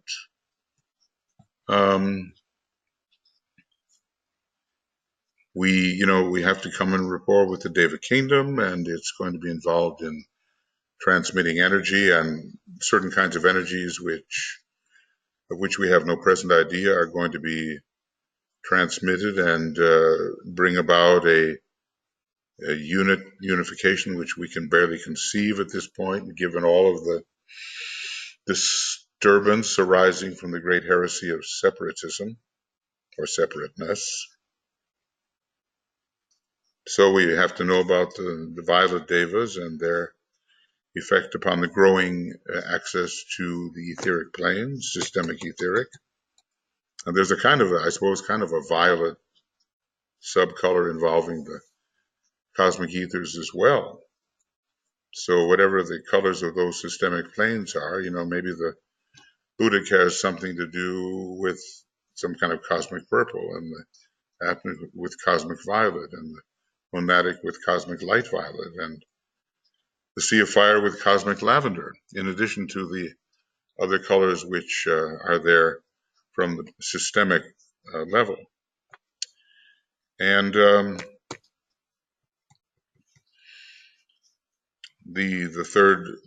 gaseous plane and the superetheric are becoming activated already. There's been a lot of entry into the fourth etheric, the lowest etheric, and the meaning of Agni as fire will come into greater focus, and there will be variations in foci in different incarnations depending upon what has to be balanced. I think all of evolutionary work, and we think about the solar angels, the winged heart, the sort of Libran winged heart, balance must be preserved, otherwise the kind of construction that you will get might be very, unbalanced, distorted, and short-lived. If you've got a machine and it really starts shaking, it's not in a balanced condition, and it's going to shake apart, and same with a human being. The age of air is coming. It's even more with us now than it was at the Tibetans' time, but now look, we're talking about space-based weaponry to create the dominance of the part over the whole, which shows us that the lower egoic nature of man has not been defeated. If anything, there's a danger that it may grow in the form of certain powerful individuals who just can't see beyond their own little self. I'm sure there's a story behind the inadequacies and deficiencies of any individual, and I suppose compassion can be aroused, but at the same time the whole must be protected from the renegade or rogue part. So these are all things DK wants us to take into consideration and to understand the fire of God, the fire of Agni, but also the fire of solar fire and the fire of love. Now, in this case, there's all different ranges and categories of Agni, and what we call our normal solar fire is included in the cosmic Agni, and maybe even in the systemic Agni. So there are divisions in this great Lord, but Indra is coming in. Agni is going to work on the perfecting of many human beings through the rising of the Kundalini. So those are the factors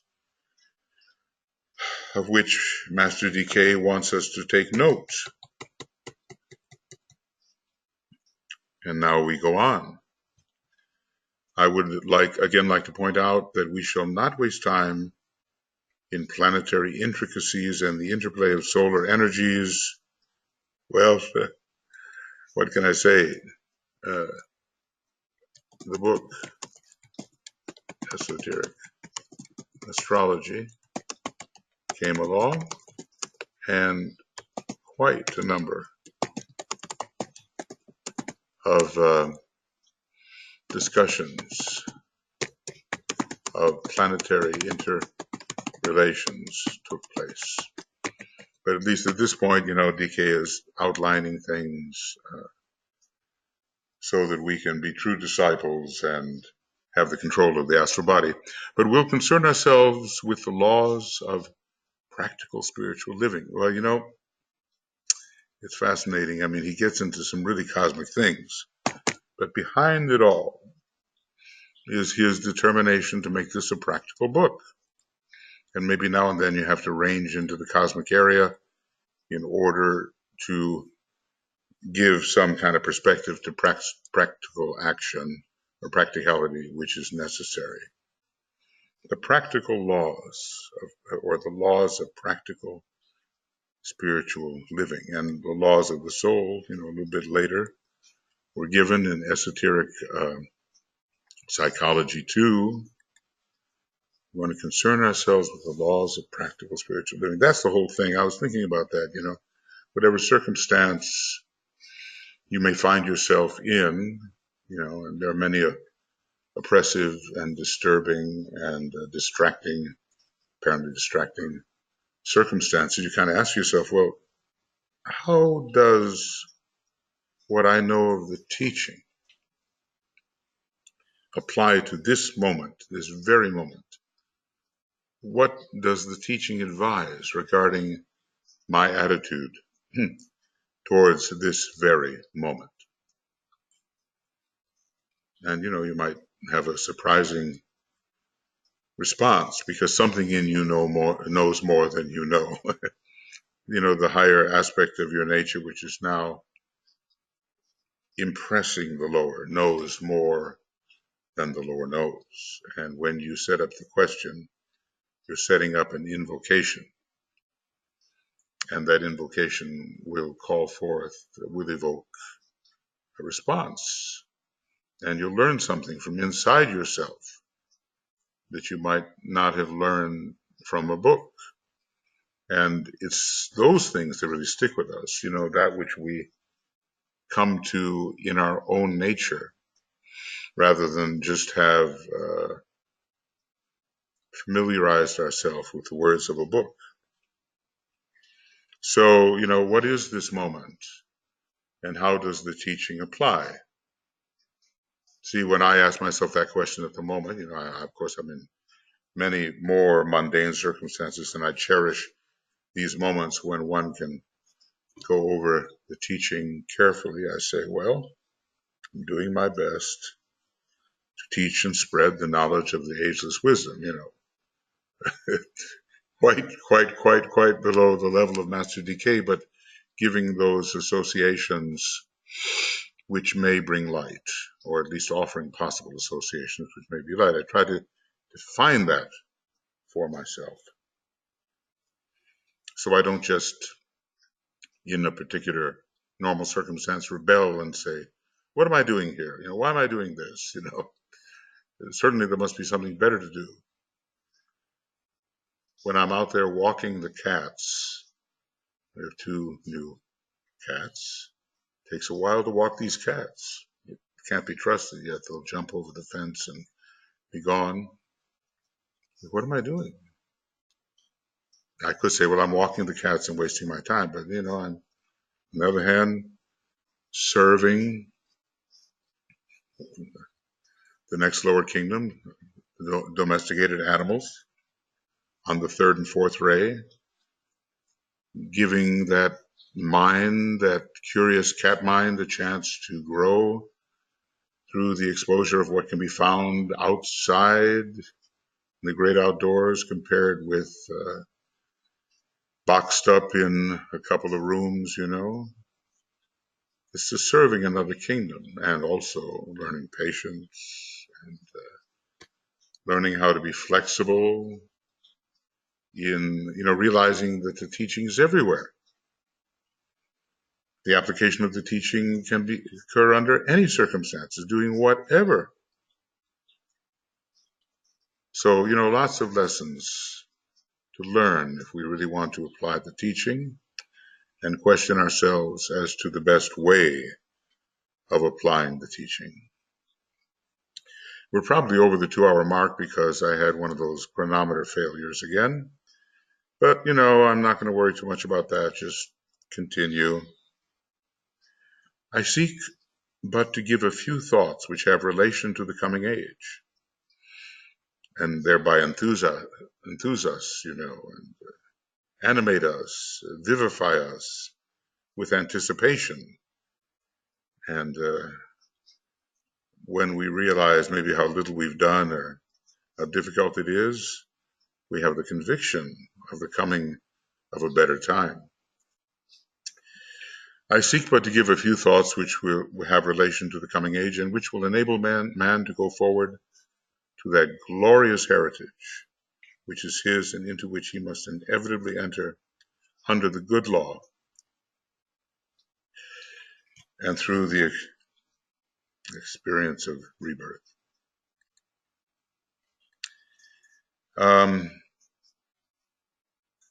You really see how DK not only seeks to inspire us, but does inspire us. I mean, he knows what's coming in this sense. I don't mean all the details. Some of those details will be up to humanity, but the general archetype he knows. And he calls it glorious, which is a full radiation of light and love and will power. And the law is good, and following the law is good. I mean, in the early days, we human beings rebelled against the good, even the perfect laws that were given to us by the God Kings in an earlier time when they tried to direct us. Well, the psychology of our planetary logos is that of a rebel, we've been told, and also even in the previous solar system, which involved, of course, our incarnation of our solar logos, there was a rebellion. A certain group rebelled. And of course, when you rebel against the good law, you're going to set yourself back and you're going to waste time. Okay, so one gets very inspired by seeing that the law is good. The masters are trying to help us now refollow the good law, and the inevitability of the experience of rebirth will give us that opportunity. Through rebirth, he learns to dominate and utilize form correctly. Maybe you saw that funny movie, probably some of you what I'm going to say here. I'm going to talk about Bill Murray, Groundhog Day. Well, it didn't talk about it, but in terms of reincarnation per se, and you can be sure that a lot of these actor types and artist types, they do believe in reincarnation. They have a closer connection with the psyche. Okay, look, I'm at the 2-hour point here, more or less. At least that, and maybe maybe a bit more. So I'm just going to note that 2-hour point, more or less, on the 10th of, oh, stop, please, 10th of September,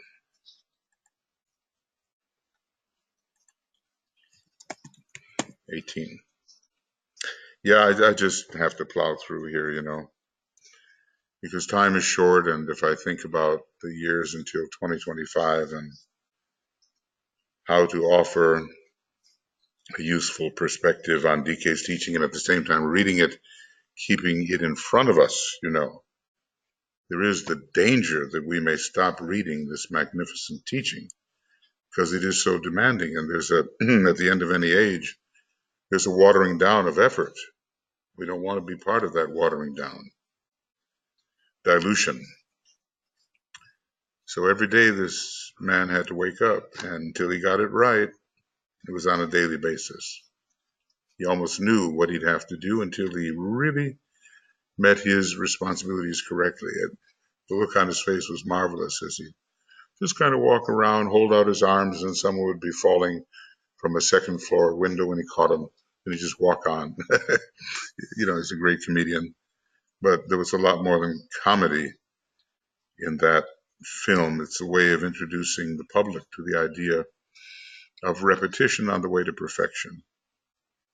In other words, repeat, persistently until we correct and perfect. So that's part of the good law. And one of the laws, the law of cyclic opportunity. Isn't it called that somewhere? Law of rebirth. All forms in themselves are not expressions of a personality. So, you know, that's interesting because we use that term very loosely. Personality as if every human being is a personality. No matter, you know, whatever they do, however they act, they're a personality. No. And certainly, well, sometimes we look at a dog or cat and say, look at the personality in that being. And Master Moria suggested, he says, do not be surprised if a yogi ignores an apparently spiritual type of human being and concentrates on a dog in whom he sees real potential. So what do they see, you know? What can unfold? I already see in our animals very different expressions, which will one day blossom into what we call personality. But anyway, all forms in themselves, certainly not the lower forms, excuse me, are not expressions of a personality. To warrant the term, 3 types of energy must be present, 3 types, fused, blended, and coordinated into one functioning organism. So that's really important as a definition of personality in a more technical sense. To warrant the term, 3 types of energy must be present. Obviously, etheric, physical, emotional, mental, fused and blended and coordinated into one functioning organism. Note,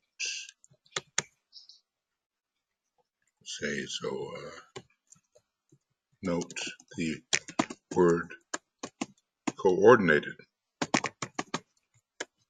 Well, the age of personality is coming. Leo is the most human of all the signs, we're told, and a lot of people are going to be coordinating their threefold vehicle and producing a personality. And then, of course, it's the tendency of personalities to fight with each other and to seek to be dominant and all that in the earlier stages. So, as DK says, this may present problems of its own, even though it represents advancement. A personality is therefore a blend of mental energy, of emotional energy, and of vital force, and these three are masked, hidden, or revealed, note this terminology, by an outer shell or form of dense physical matter. Such clear definitions. I'm so glad that something hit me on the head and said, okay, just continue with this treatise on white magic. I had the yen to do something else, but I hadn't finished it. Well, you never finish, but I had not offered thoughts on what is said, and it's so rich. A personality is therefore a blend of mental energy, of emotional energy. This time he is calling it energy and not force. Maybe it's only when something radiates forth in a focused manner to affect a lower level of energy that we call it a force. And vital force. Well, there he used the word force. Maybe because it's physical and it's more accessible in some ways. And these three are masked, hidden. Well, we oftentimes have our inner subtle nature concealed by this lunar outer form. The 5 non-sacred planets. They all are meant to somehow express the nature of a vehicle, like moon dense physical, earth etheric, Mars astral, Pluto mental, and sun, the whole personality, probably a second-rate planet veiled by the sun. And all of it is lunar in a way, and all of it is veiled by the moon. And the moon veils Vulcan, etheric physical. The moon veils Neptune, astral. The moon veils Uranus, mental. And the way the moon veils the sun, they have to come together. So we need to unveil, lift the veiling effect of these lunar vehicles and express through these vehicles the higher energies. Personality is therefore a blend of mental energy, of emotional energy, and of vital force, and these three are masked, hidden, or revealed. If things are pure enough, if we've gone through the refinement of the dense physical nature, so that it's no longer opaque or creating the impossibility of light coming through, or of light coming through not just translucently but transparently. It's revealed by the outer shell or form of dense physical matter. This outer crust is in itself a form of negative energy. We might say from, I don't know why that happens, from an earlier solar system. The result of this union of three energies, now this time he calls them energies, right? Not just vital force, but energies.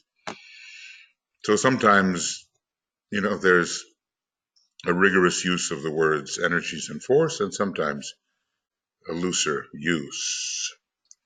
The result of this union of three energies is an objective form. In an objective form is self-consciousness. Eventual self-consciousness. Even after individualization, what did it take? 3 million years before the dimmest apprehension of I am a separated self really began? Their fusion produces that sense of individuality which justifies the use of the word I and which relates all occurrences to a self. So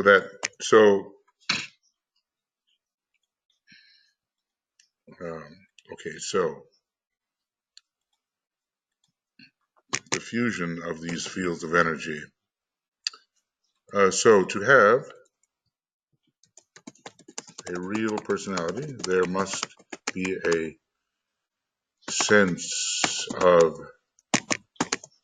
individuality and what? We call it, and outer, what can I call it? I-ness. Where the central conscious entity exists, utilizing the mind, reacting sensuously, astrally, through the emotional body, and energizing the dense physical via the vital body, then one has a personality. Okay. So there is this sense of self. This, the emergence of the lower sense of I, a centralized, limited self, focusing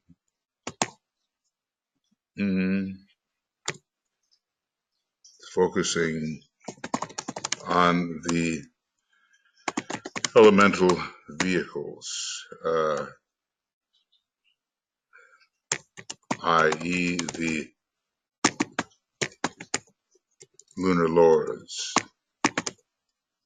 Okay, I don't know how to do that one. Let's see if I can get it. LN, LU, LDS, LN, LDS. Okay, we'll call that lunar lords. And these are, our unconscious lives inherited from the previous chain and having to achieve self-consciousness on our globe in this chain. So where this central conscious entity exists, utilizing the mind, reacting sensuously through the emotional body, and energizing the dense physical via the vital body, then one has a personality. So focusing on the elemental vehicles, i.e. the lunar lords. So more definitions of personality. Some very good ones, really. So we don't continue to use the term too loosely. Of course, sometimes one can be a pain to others if one tries to be too precise. It's like DK tells us a disciple can become a burden on his fellow disciples if he runs around working with the law of correspondences and citing correspondences all the time. It gets a little tedious, and over precision in a context in which such precision is not going to be appreciated or understood is not a wise method. But this is, then one has a personality. It is self-conscious existence in form. Self-conscious existence in form. That's a good summary of the word too, isn't it?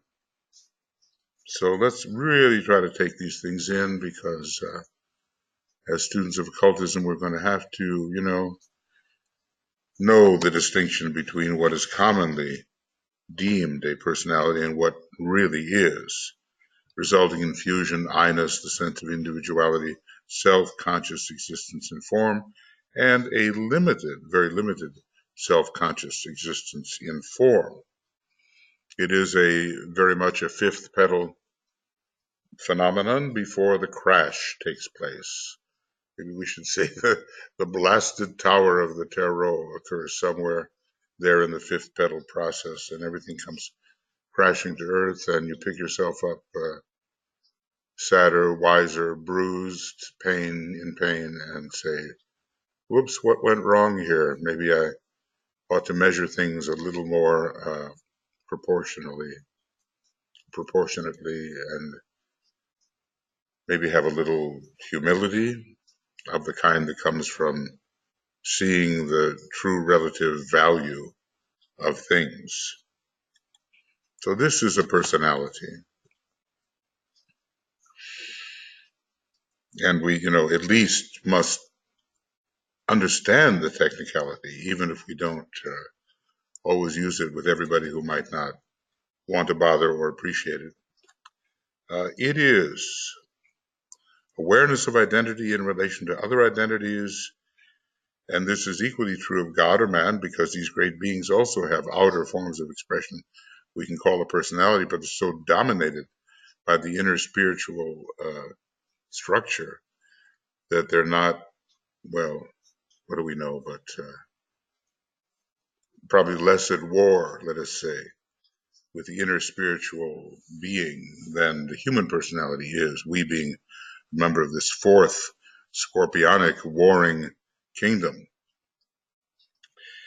It is awareness of identity in relation to other identities, I, you, I, but it hasn't been bridged yet. And this is equally true of God and man. In a sense, it is a sense of identity, however, which persists only during the creative process. Note the third ray terminology. And for as long as the matter aspect and the consciousness aspect present the eternal duality of nature. Now we have to realize that this duality will be overcome in consciousness and in fact. In our evolutionary development is not realized in the subhuman forms. Well, yes, no real self-consciousness, even of a limited kind, is existing, but maybe we begin to see that developing in the domestic animals that are shading towards individualization, which can occur even in this round, though most in the next. It is not realized by the subhuman forms. It is realized in the human kingdom and is realized but merged into and negated by the greater forms and consciousness, which we may call the superhuman. So we work our way out of the limiting sense of personality and isolated identity. I'm not sure I'm using that word correctly because he talks about isolated individuality, isolated identity, and isolated unity. So I don't mean it in the technical sense. They're using the same term he did. We work our way out of it, out of the limiting sense of personality, and I'm going to call it differently, and the apparent isolation of the identity from other identities. In other words, I am I, you are you, ne'er the twain shall meet. We are distinct and separate when in fact, if we really understood the essence of things, we would realize that we're the same thing. Of course, we don't want that sameness idea to become a platitude. In other words, just words without realization. All these higher words must be accompanied by realization, and that's where our work comes in. Is it the realization found on the fifth or third level of the atmic plane? Maybe to a degree, but it's some form of realization where there's a fusion, maybe a Buddhic fusion of identities. Maybe love will help a lot. So behind the apparently separate, we have that which is essentially unified. So this has been very enlightening, at least for me. I mean, this kind of review about what personality really is and where we are justified in using the term and where we are not. Fusion, self, I-ness, individuality, distinctness, awareness of identity in relation to other identities. I am I, you are you, Of course, the gods realize they are each other. I had that realization that we all have certain moments, but maybe it was around Wesak time, and I was envisioning the entire hierarchy, or at least the ones well, not the entire, but a number of the masters with whom we are familiar, and I was visualizing them, standing near or on that great rock where supposedly a ceremony is occurring, maybe on etheric levels. And I looked at them and I realized they were all one being, flash, fast, and maybe not sustained, but that's the thing to realize, that somewhere behind the sense of distinctness and separation is always the unifying one making factor. And if we can apply that not only to all human beings, but to all beings and even to all apparently inanimate objects, really to all perceptions, then we're really getting close there to living in the one as the one. I'll never be satisfied with saying living in the one unless I say as the one. So, and I'm never satisfied saying identification with unless I can say identification as, because that bridges and overcomes the one who is with another. It takes the two and makes it a one.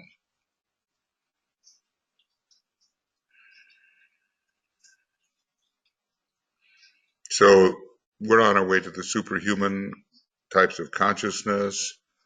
Certainly the solar angels are superhuman, and their extension, the angel of the presence. And maybe we could say that the masters, well, we can't say a master is superhuman, but maybe they are no longer men as are the masters. It says in, is it Rule 6, for disciples and initiates?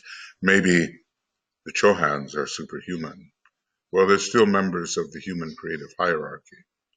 They're not members of a different hierarchy, even though their kingdoms keep rising. And they're in a different kingdom than humanity is right now. Oh, he really goes on, doesn't he? He keeps going with it. Personality is that state of awareness which has its conditioning factor in the mind stuff, but this can be transcended when that mind stuff no longer controls. Well, I guess,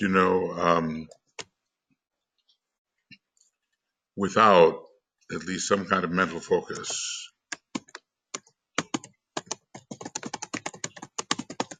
there is no personality.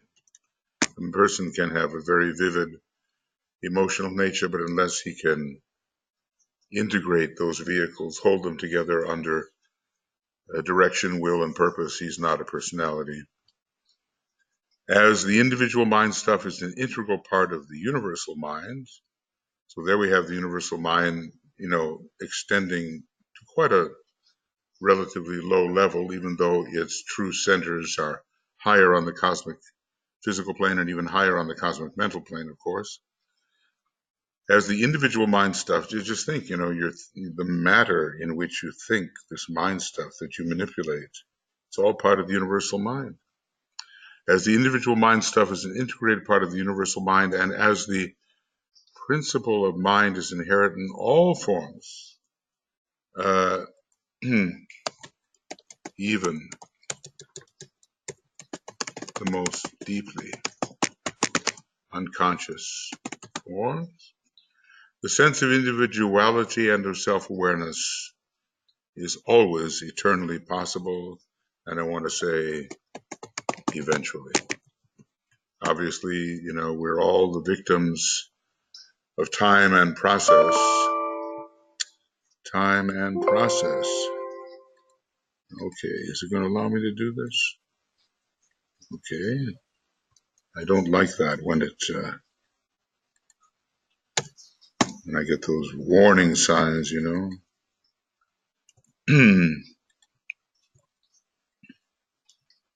And I'm just hoping that I've succeeded in this. And I always check the time, 14:54 for you. So we're good. We're good. I've had a lot of recoveries to make. It's a big book, a long book. It's got, and in the form that I've got it here, I've got some 750 pages. So every time I save, I'm, manipulating 700, 800 pages. So it's sometimes acting up,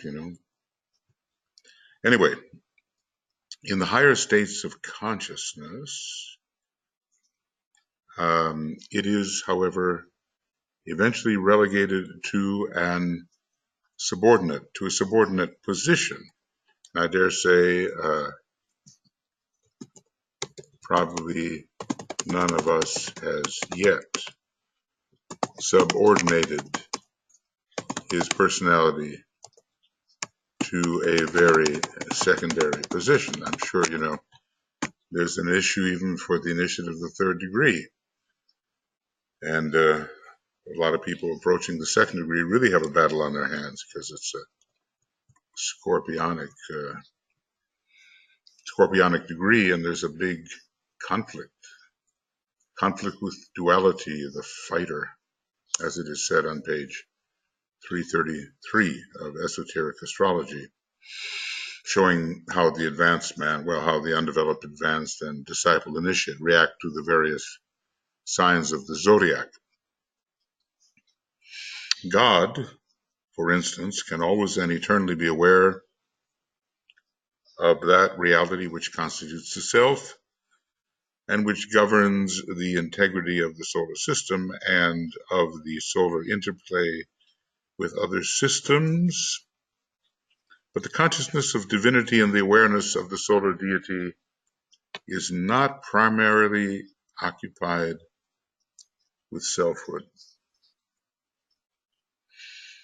So let's just say that when DK uses the term God, as usual,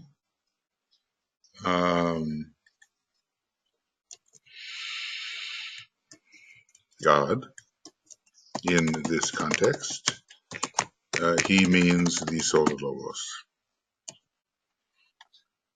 Okay, but it's not with selfhood so much, just the way we as group consciousness increases and as we verge towards the one, we're not so interested in the self we used to be or think we were. A larger type of self, which is inclusive of the group and more, emerges. That as a result of past world periods, or that sense of selfhood, let's see, let me just copy this. The solar deity is not primarily occupied with selfhood, or at least not in any confined sense. Maybe all beings, once they reach a certain point, are preoccupied with selfhood in the large universal sense and thinking even beyond the universe.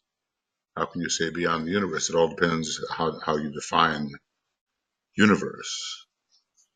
But there's one infinite being, one, only one, nothing else than one infinite being. And I sometimes think of it one absolutely infinite being. And I think, I'm that, you're that, everything is that. What does that mean? When we start thinking of those terms, what really does that mean? So that, as a result of past world periods and experience, in this case,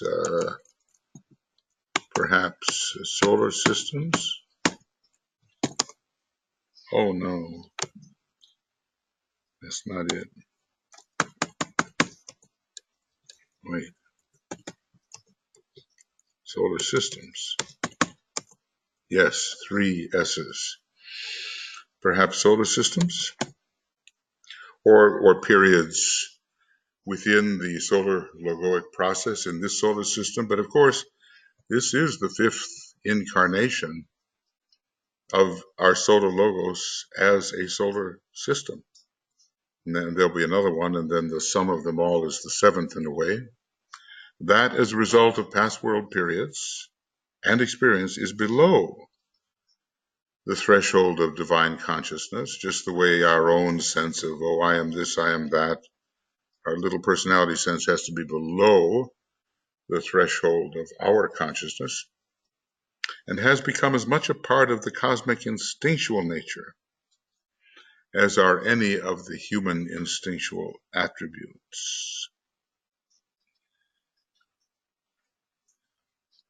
So, this is the subsiding of logoic personality consciousness.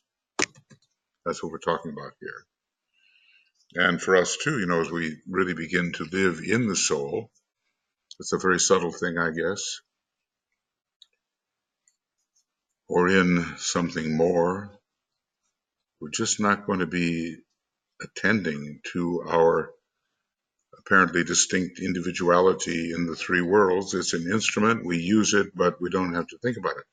Have you thought, even in using the mind, how often you just say things automatically and correctly while being automatic? The use of the mind on that level is just become second nature. It's become instinctual. The focus of the eternal attention, if I may use so unusual a phrase, where words are necessarily almost worthless, kind of have, compassion for the Tibetan as he tries to convey these very lofty things to us in our own paltry words. The focus of the eternal attention lies in realms of awareness beyond our comprehension. Okay, so, for the Solar Logos, what is the cosmic mind? What is cosmic intuition? Well, we can barely understand what is the higher mind for us on a systemic level and what is intuition on a systemic level on the cosmic physical plane. So it's just a verbal analogy, but at least it preserves a certain orderly structure in the mind, and that's very necessary. They lie as far beyond our ken as the awareness of a master of wisdom lies beyond the ken of an ant or a mouse. I guess a mouse knows a lot more than an ant, but that is one of those proportional analogies which really gives you pause, doesn't it? Gives me pause, I'll tell you. So the eternal attention of the Solar Logos, it's an ongoing attention. It lasts for ages. It is sustained. It is stable. It may not last forever because the Solar Logos, as an isolated or distinct being, there are no distinct beings. There are only distinct beings in the Mahamaya. You want to say, what was I doing 5 universes ago? You weren't doing anything. You were only the universal logos of that instantiation of absolute infinity 5 universes ago. But you can't trace what you call yourself now, even to the last universe, let alone an infinite regression of universes. So, beyond the human mind,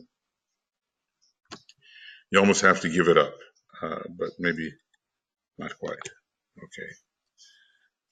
So the eternal focus of the eternal attention of the Solar Logos, if I may use so unusual a phrase, where words are necessarily almost worthless, lies in realms of awareness beyond our comprehension.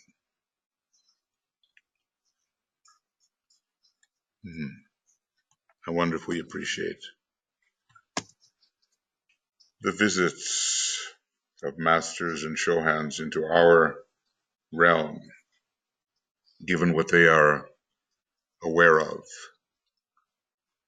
We expect, Master DK is speaking in very human terms. It's like kindergarten for him. He's talking in a way to people that they can understand, but the real concentration that he wants to, or over which he has control, is focused way beyond what we can fathom. So it is therefore fruitless. I love this because sometimes these big analogies just drive the point home, don't they?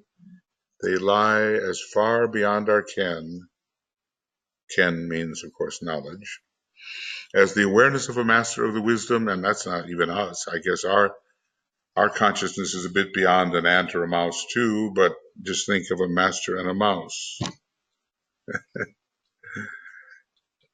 as an ant or a mouse. Okay, think. This would be fun, you know. I'm going to just say here, think of the story of the master and the mouse.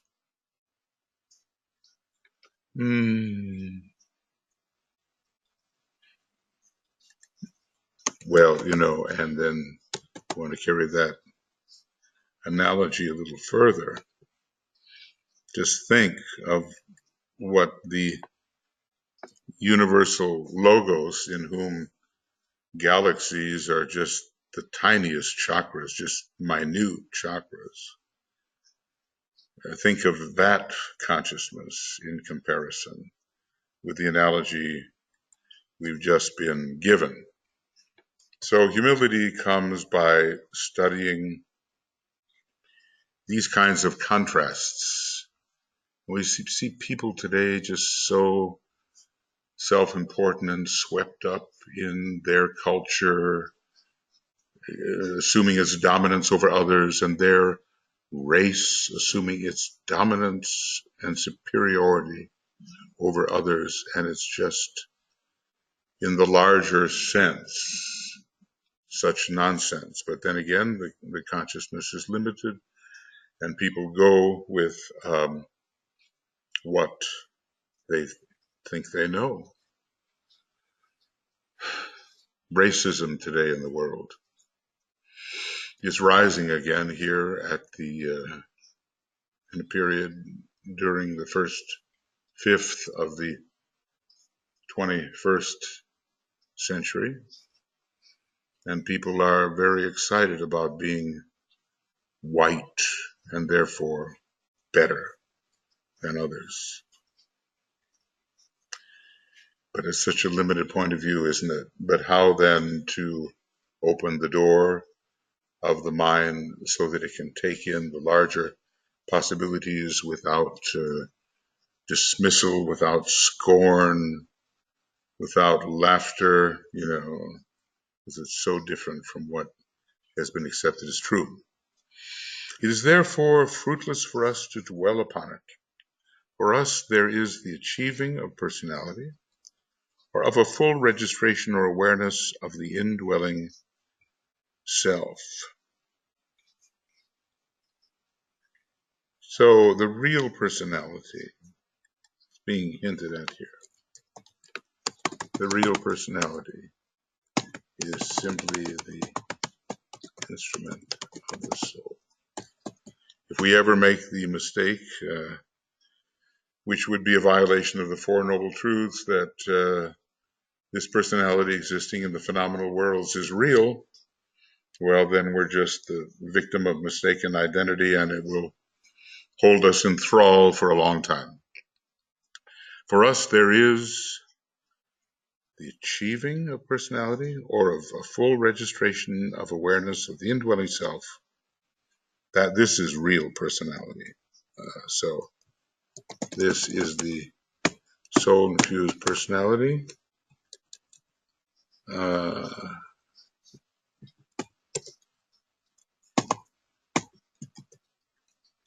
There must be I have to have done this, don't you think so? The soul, what? Soul infused, SLIFD-P. SLIPR, slipper. SLIPR. Well, glad I looked it up. And slippers too. Oh my. All right. SLIPR. There's the soul infused personality. and this is personality as it should be.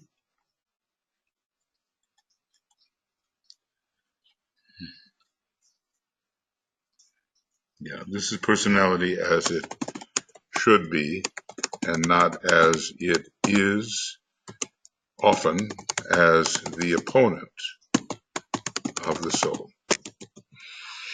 There lies then the utilization of that personality as an instrument, right? And its sacrifice eventually to group good, increasingly towards the fourth initiation, and thence instinctively, with a consequent merging of the self in the oneself, and the fusion of the individual soul, if there is such a thing, consciously and willingly in the over soul. So this is the goal. This is the goal. And how close we are to that? Well, everyone must make his or her own assessment. So personality will not go away, and even the Maya Varupa is a kind of a covering, a kind of a personality.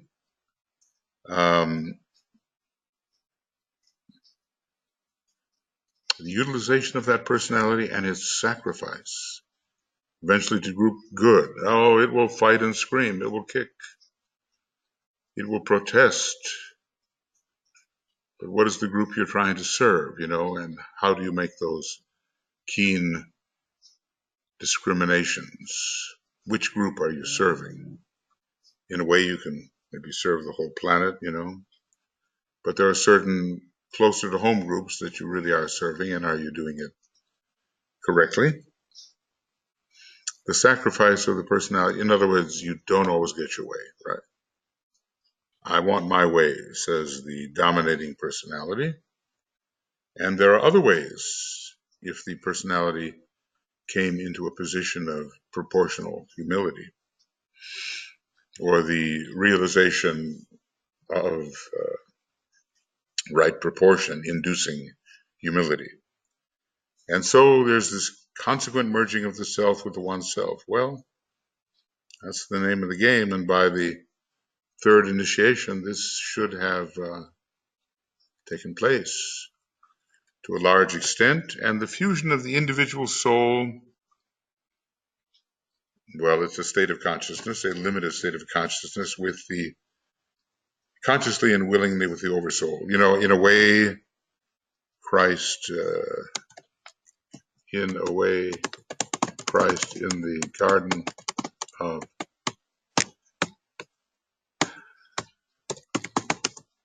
I'm hoping that's spelled correctly, a still larger issue came to the attention of the Christ as he became aware of the will of Sanat Kumara, the Father in heaven.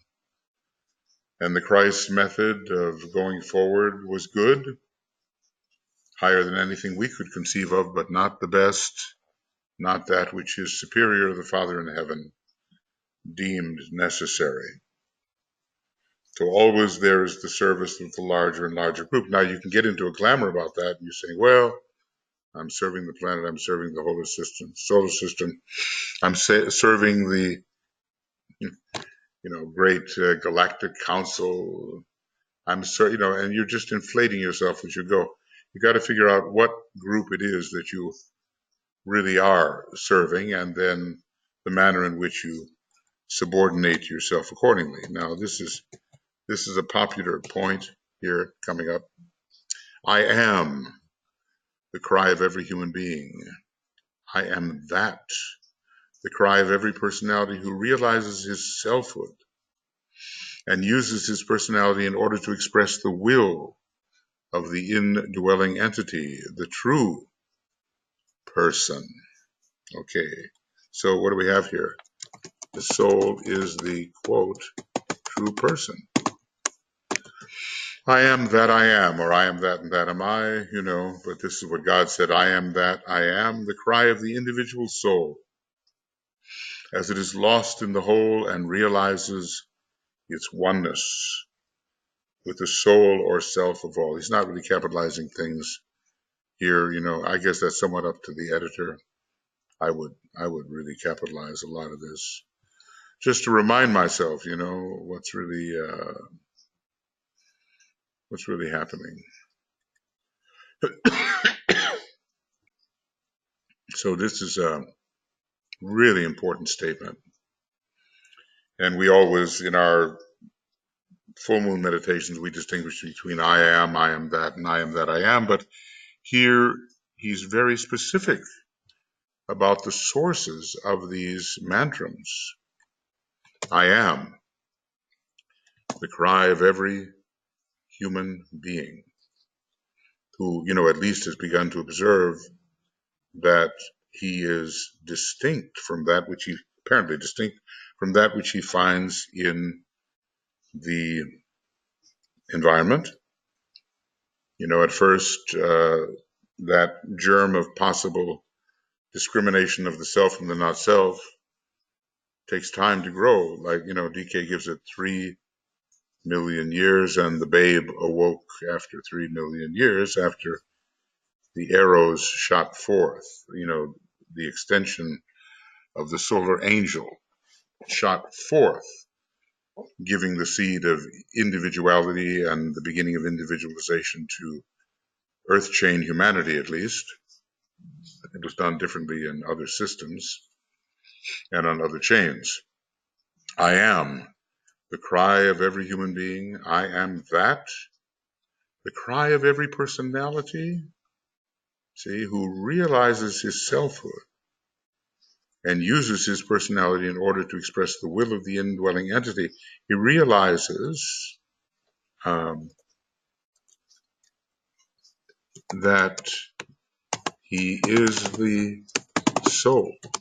This is his selfhood. And the true person, the indwelling entity, the true person. Okay, let's call it the soul is the true person, or let's just call it, or more specifically, the SLII, the soul in incarnation.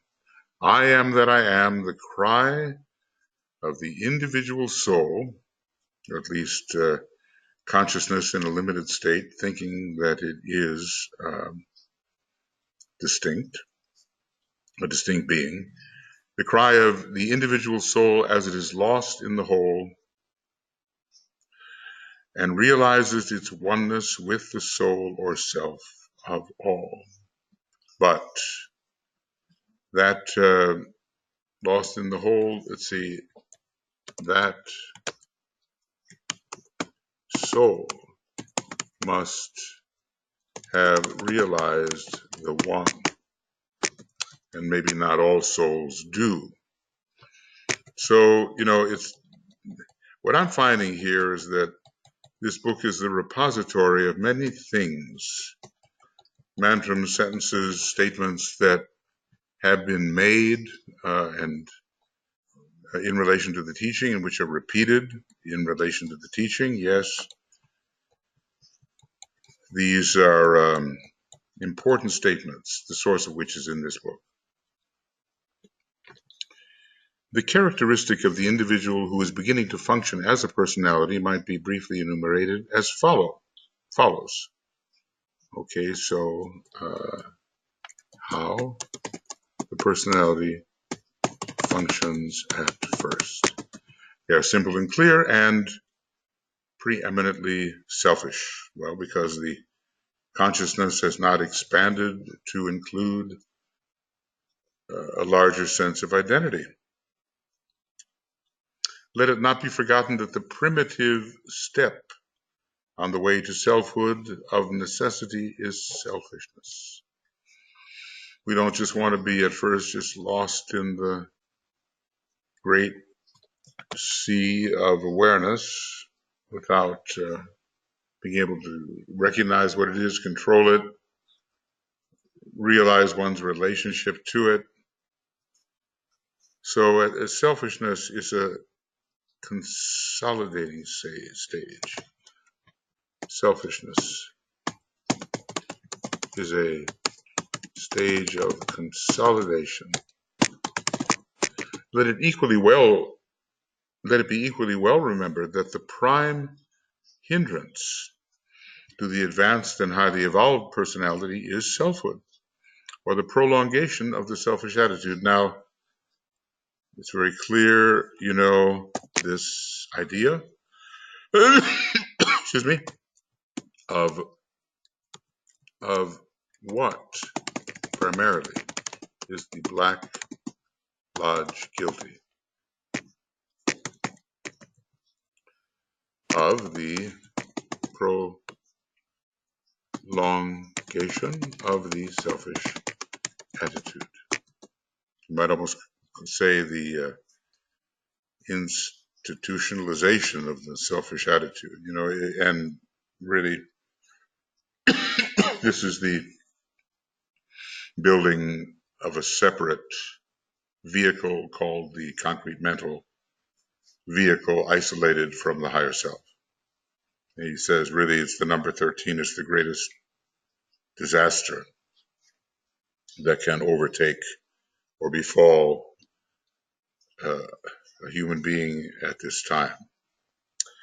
The characteristics, therefore, are in their sequential development as follows. So this is the development of the personality sequentially.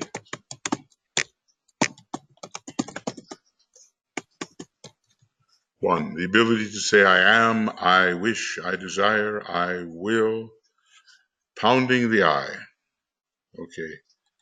Okay. Reinforcing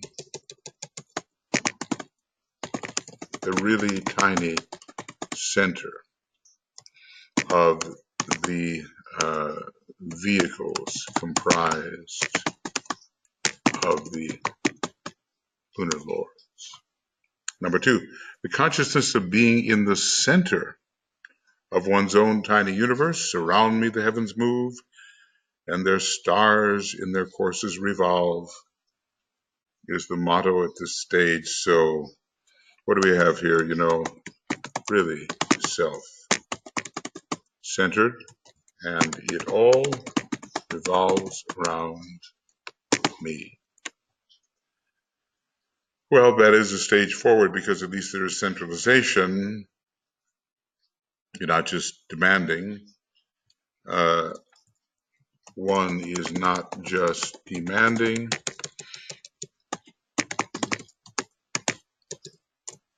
One is centralizing. Okay.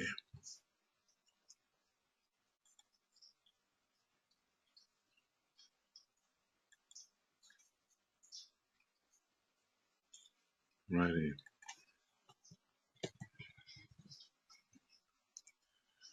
Okay, one is,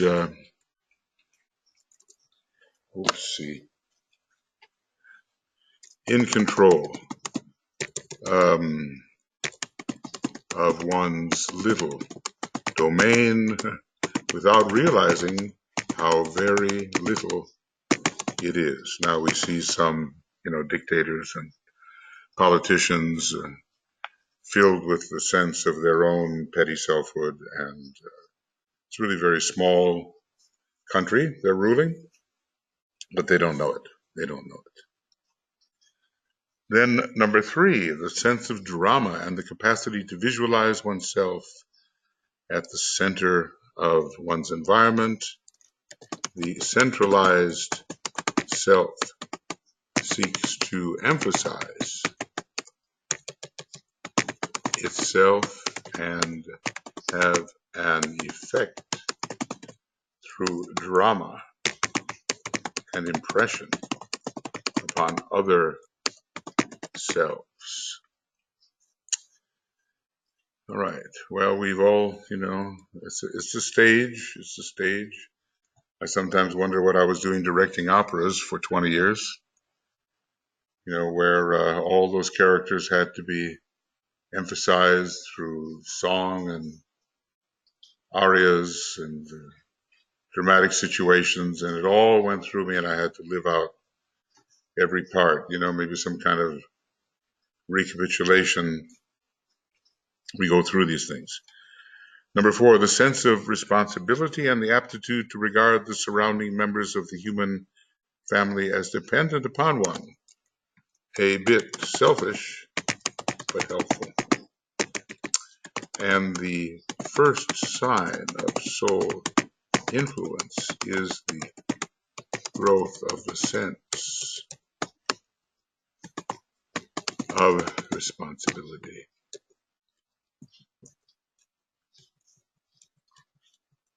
Okay, responsibility. Then, let's go on. This is fascinating, I mean, you can just see us moving pedal by pedal as we go along. There really is no personality until the 5th pedal. There's the beginning of it, so to speak, but in the 4th pedal maybe, but the real centralization, the real domination, control, sense of selfhood, impressive sense of selfhood, is the 5th pedal issue. The sense of importance, the outgrowth of the above. This demonstrates in power and influence where there is real and steadily awakening entity behind the persona, and in braggadocio and bombast, where there is where a small selfish creature functions. Well, history will tell, but I think we're witnessing that on the world stage. Right now, you can draw your own conclusions. Yeah, we see it. That's self-importance. It's the dictator's attitude, and maybe in the modern world, in modern times, and if we leave Rome out of it a bit, the most recent megalomaniacal example was Hitler. Mussolini was, imitating a bit, but he just didn't really have it. He had that Leo thing, I think it's the Sun in Leo and Scorpio rising. And DK said that Leo was the influential in the soul horoscope of Hitler. He hadn't really studied it in terms of the normal horoscope, personality horoscope. Braggadocio, bombast, where a small selfish creature functions. He did tell one of his disciples, LTSK, he said, look, you're working through a small, and then he emphasized a very small personality. He wasn't a bad man. He was a good man in many ways, but DK just wanted him to expand the situation and become more disciplic. Okay. So responsibility can be good, and it can lead to increased capacity and efficiency and importance. Then comes that sense of importance, and okay, is it good, is it bad? It just depends on whether there's a real and steadily awakening entity in there.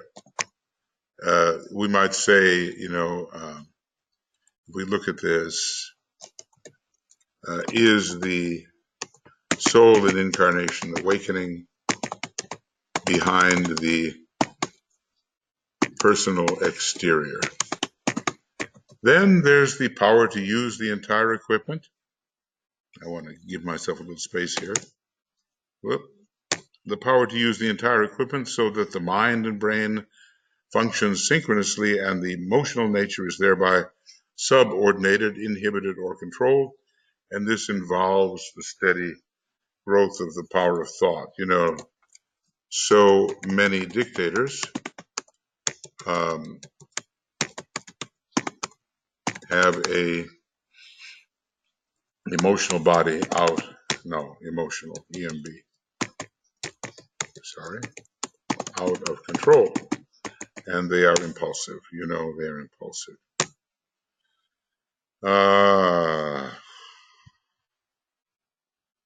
And this should be set the numbering tone. Okay. Right. So when you really begin to think, the sense of proportion can be what you call, if you really begin to think about yourself objectively, then then humility is on its way. So many dictatorial types seem to accept that they themselves, good or bad, are the most important thing in the world, and they don't try to live according to any higher standard. Then, let's see, we're going on here. The capacity to live a coordinated life so that the entire man functions and is guided by purpose, expressing the energy of will by desire, expressing the energy of the emotional psychic nature, and by vitality, which swings the physical vehicle into line with the purpose or desire. So this is, what do we have here? This is really the integrated personality. Now, is it necessarily good? It's hard to say, because you can have an evil purpose. I was just studying Tojo, Hidaki Tojo, the famous warlord of Japan, who just subsumed under himself all the authority of running the war eventually, and he wanted this huge Japanese empire. And he realized Japan has insufficient raw materials, so let's go out and invade other countries such as China and get the raw materials we needed. And eventually, and he was motivated by racism of all things, the superiority of the Japanese racially. Well, a Capricorn, and as DK tells us, the best and the worst of Capricorn, best and worst people are found in Capricorn. Japan has a Capricorn personality. Did it have a Capricorn personality at that time? I don't know, and the whole samurai thing is Scorpio, and it looks to me like he might have had Scorpio rising or an important Scorpio element in his chart. So is being efficient, powerful, successful, is it necessarily good? Well, it is effective. And then finally, the power to influence, sway, guide, and hold others within the range of individual purpose and desire. So Tojo, he really ran the war. He had a close alliance with the emperor, but the emperor was interested basically in marine biology, and he seemed more a hapless victim of all that unfolded within the Japanese psyche as it was overshadowed by the negative forces and thence represented the obstacle we call Maya, Germany glamour and Italy illusion. So is it good? Well, all right. Now we may find ourselves going on and describing something that goes beyond the personal consciousness. But this has given us a great example of how things evolve, You emphasize what your elemental vehicles want.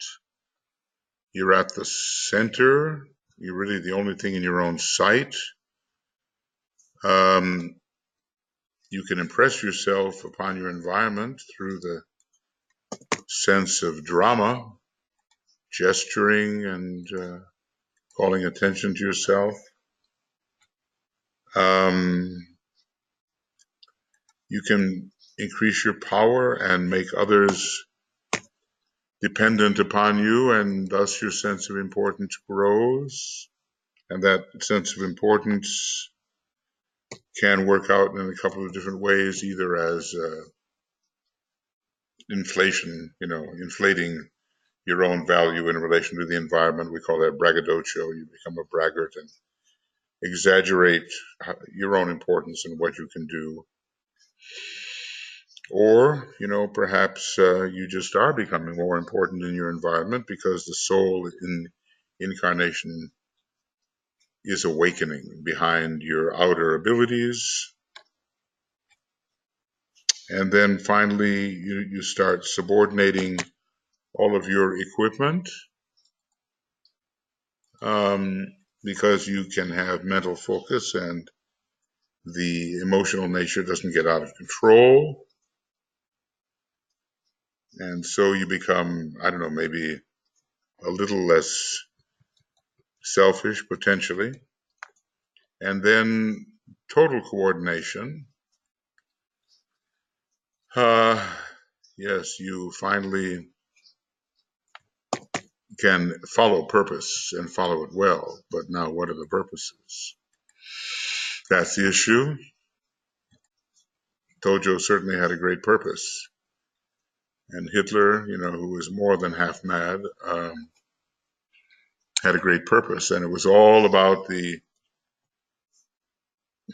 empire of their nations, the expansion of their nations with whom they identify. As was it Louis XIV? He said, "L'État c'est moi," I am the state. So these people, Hitler could pretty well say, "I am Germany," and Tojo, "I am Japan," and Mussolini, "I am Italy." They all had a very powerful fourth ray, all those countries. They could say that, and they identified with the imperialism, the expansion of their country, carving up the world and taking their share of it all. Hitler was overjoyed when he found out that Japan was entering the war because he said, now we have, as an ally, a nation which has never lost a war. Well, there's always got to be a first. And then finally, you really reach the acme of personality power. Okay. So finally, the acme of personality power. And interestingly, DK says that stage lies behind a lot of us who maybe have spent 1 or 2 lives in a monastery or a convent or some cloistered state, examining the self, seeing to the self, putting the self in order, of kind of a Virgo stage following a dominating Leo stage. Heights of notable service can be reached in Leo, DK tells us, and in Aquarius. But you have to go through the fall of the tower before that can happen. So within this stage, when this stage has been reached, the 3 energies which constitute the personality have been successfully fused and merged, and the mechanism or instrument of the indwelling self is a usable and valuable asset. Now the question is, will we give in to the dweller?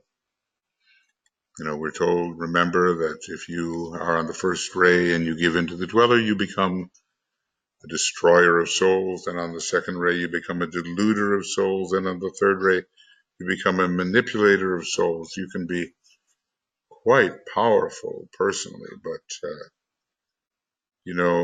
choice has to be made, and you have to set your thought form on the proper path, and you have that Libran choice between the right and the left-hand path, and that is presented after the power-making second initiation in the desert by yourself.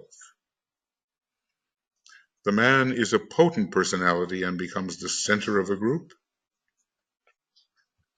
Doesn't mean the group is spiritual, necessarily. He finds himself to be the focal point for other lives and is an influential magnetic individual, swaying others, coordinating human units into groups and organisms.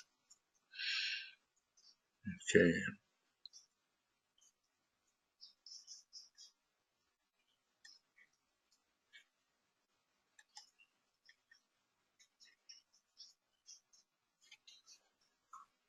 Okay. So anyway, he holds sway. Oh, sorry. He holds sway, as they say, swaying others. And we're told, from the soul perspective, no one has the right to sway a brother's mind, to compel him to act as one would act. No one has the right. Okay. But that's if you're functioning as a soul, a true aspirant, and are developing that higher perspective. The man is a potent personality and becomes the center of a group. We see it all the time. He finds himself to be the focal point for other lives. He tells them what to do. He gets a sense of satisfaction out of doing that, and the people he tells feel more certain about their life and rightly guided. And he's an influential, magnetic individual. He attracts others, swaying others, coordinating human units into groups. We see it, outside the spiritual field, into groups and organisms. Okay. So this is the climax of being a personality. He talks about the exaltation of the personality. Sometimes it's a very good thing. He becomes the head of an organization and of parties, of religious and political bodies, and of nations in some cases. Just look at our various presidents and leaders. What initiatory state are they at? Are they dominant personalities? Are they influenced by the soul? Where do they stand? Thus do the dominant personalities come into being and find themselves. They discover thus the distinction between the center of power, the self, and the equipment, and they finally become conscious of vocation, the calling, in the true sense of the term. The emergent dominant personality it's a first-rate stage, but you don't necessarily have to be a first-rate type. There's other ways to become the dominant personality. You can become dominant from 7 different perspectives.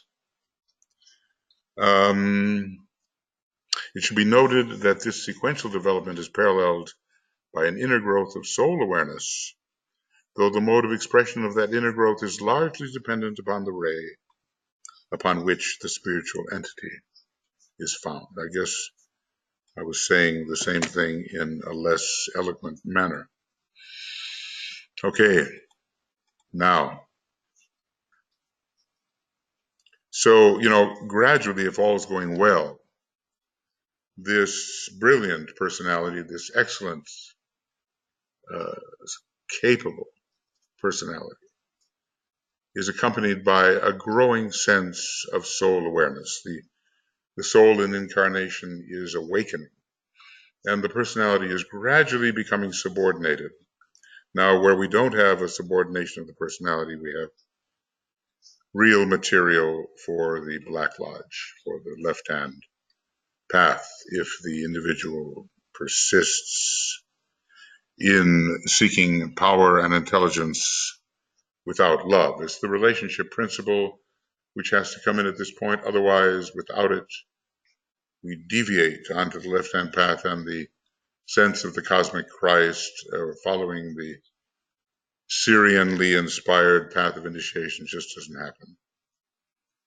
And maybe there are other opportunities for redemption along the way, but that's it. One can take the wrong path and lead oneself to a fate worse than death, to dissolution. One can lead oneself to dissolution in terms of the present solar system and have to in a way, monadically, start all over again. Okay, now I'm going to say this is it. And I don't know what page we're on here. This is page 395. And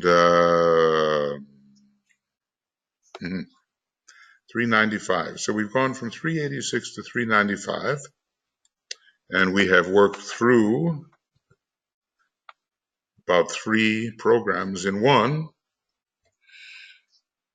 And I know it's a horror for people transcribing, but then probably, after trying to transcribe what I say, since it's a little bit conversational and anecdotal and all that, one just says, well, maybe it's not really worth it.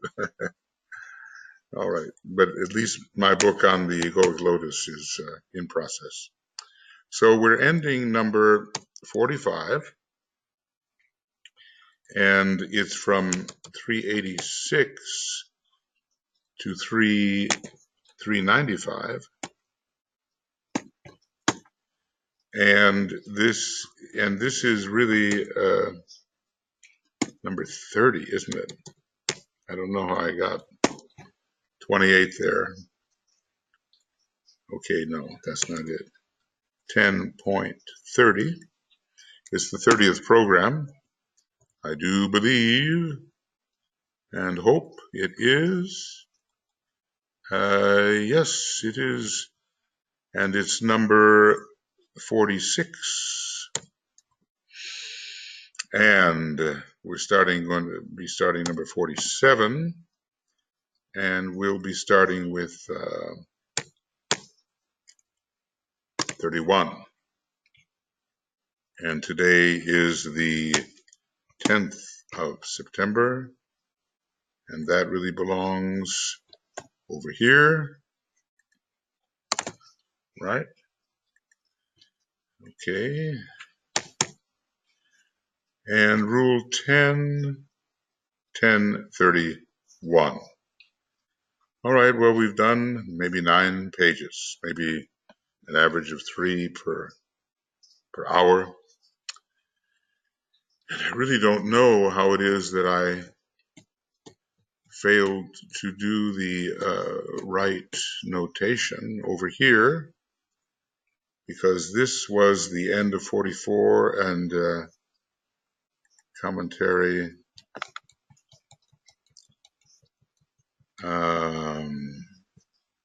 Yeah, this should have been number 29, or maybe 29 was, this should have been number 30, and the end of 29. That would have been better and more correct. And 387 really to 395. Okay, maybe I got so carried away with that ancient Atlantean commentary that I got my pages mixed up. I know this is a little bit dull, but 387. And we're going to start here with Rule 10, 395. All right, now I think I've got it correct. If there are little things that are wrong, they can be straightened out as we go along. Okay. And that's probably been there for a while and doesn't need to be there. Shouldn't be there. All right, friends, so that's it. Let's see if I can convert this for you, and as time allows, I will go forward. 200 pages to go. 200 of these computer pages. That's still a lot, and we're nowhere near the end of Rule 10 yet. We've done 30 programs on it. It's a ponderous treatise. And of course, you've just got to read it the way DK wrote it. But if having done that, you want some additional idea input and correlations and cross-correlations and a somewhat Mercurian treatment, then these may be of value for you. Okay? Lots of love, many blessings. Study hard. How can you help it? We have 7 years to assimilate what we can before the new installments start coming out. And hopefully we will have the wisdom to recognize them. See you soon. Bye-bye.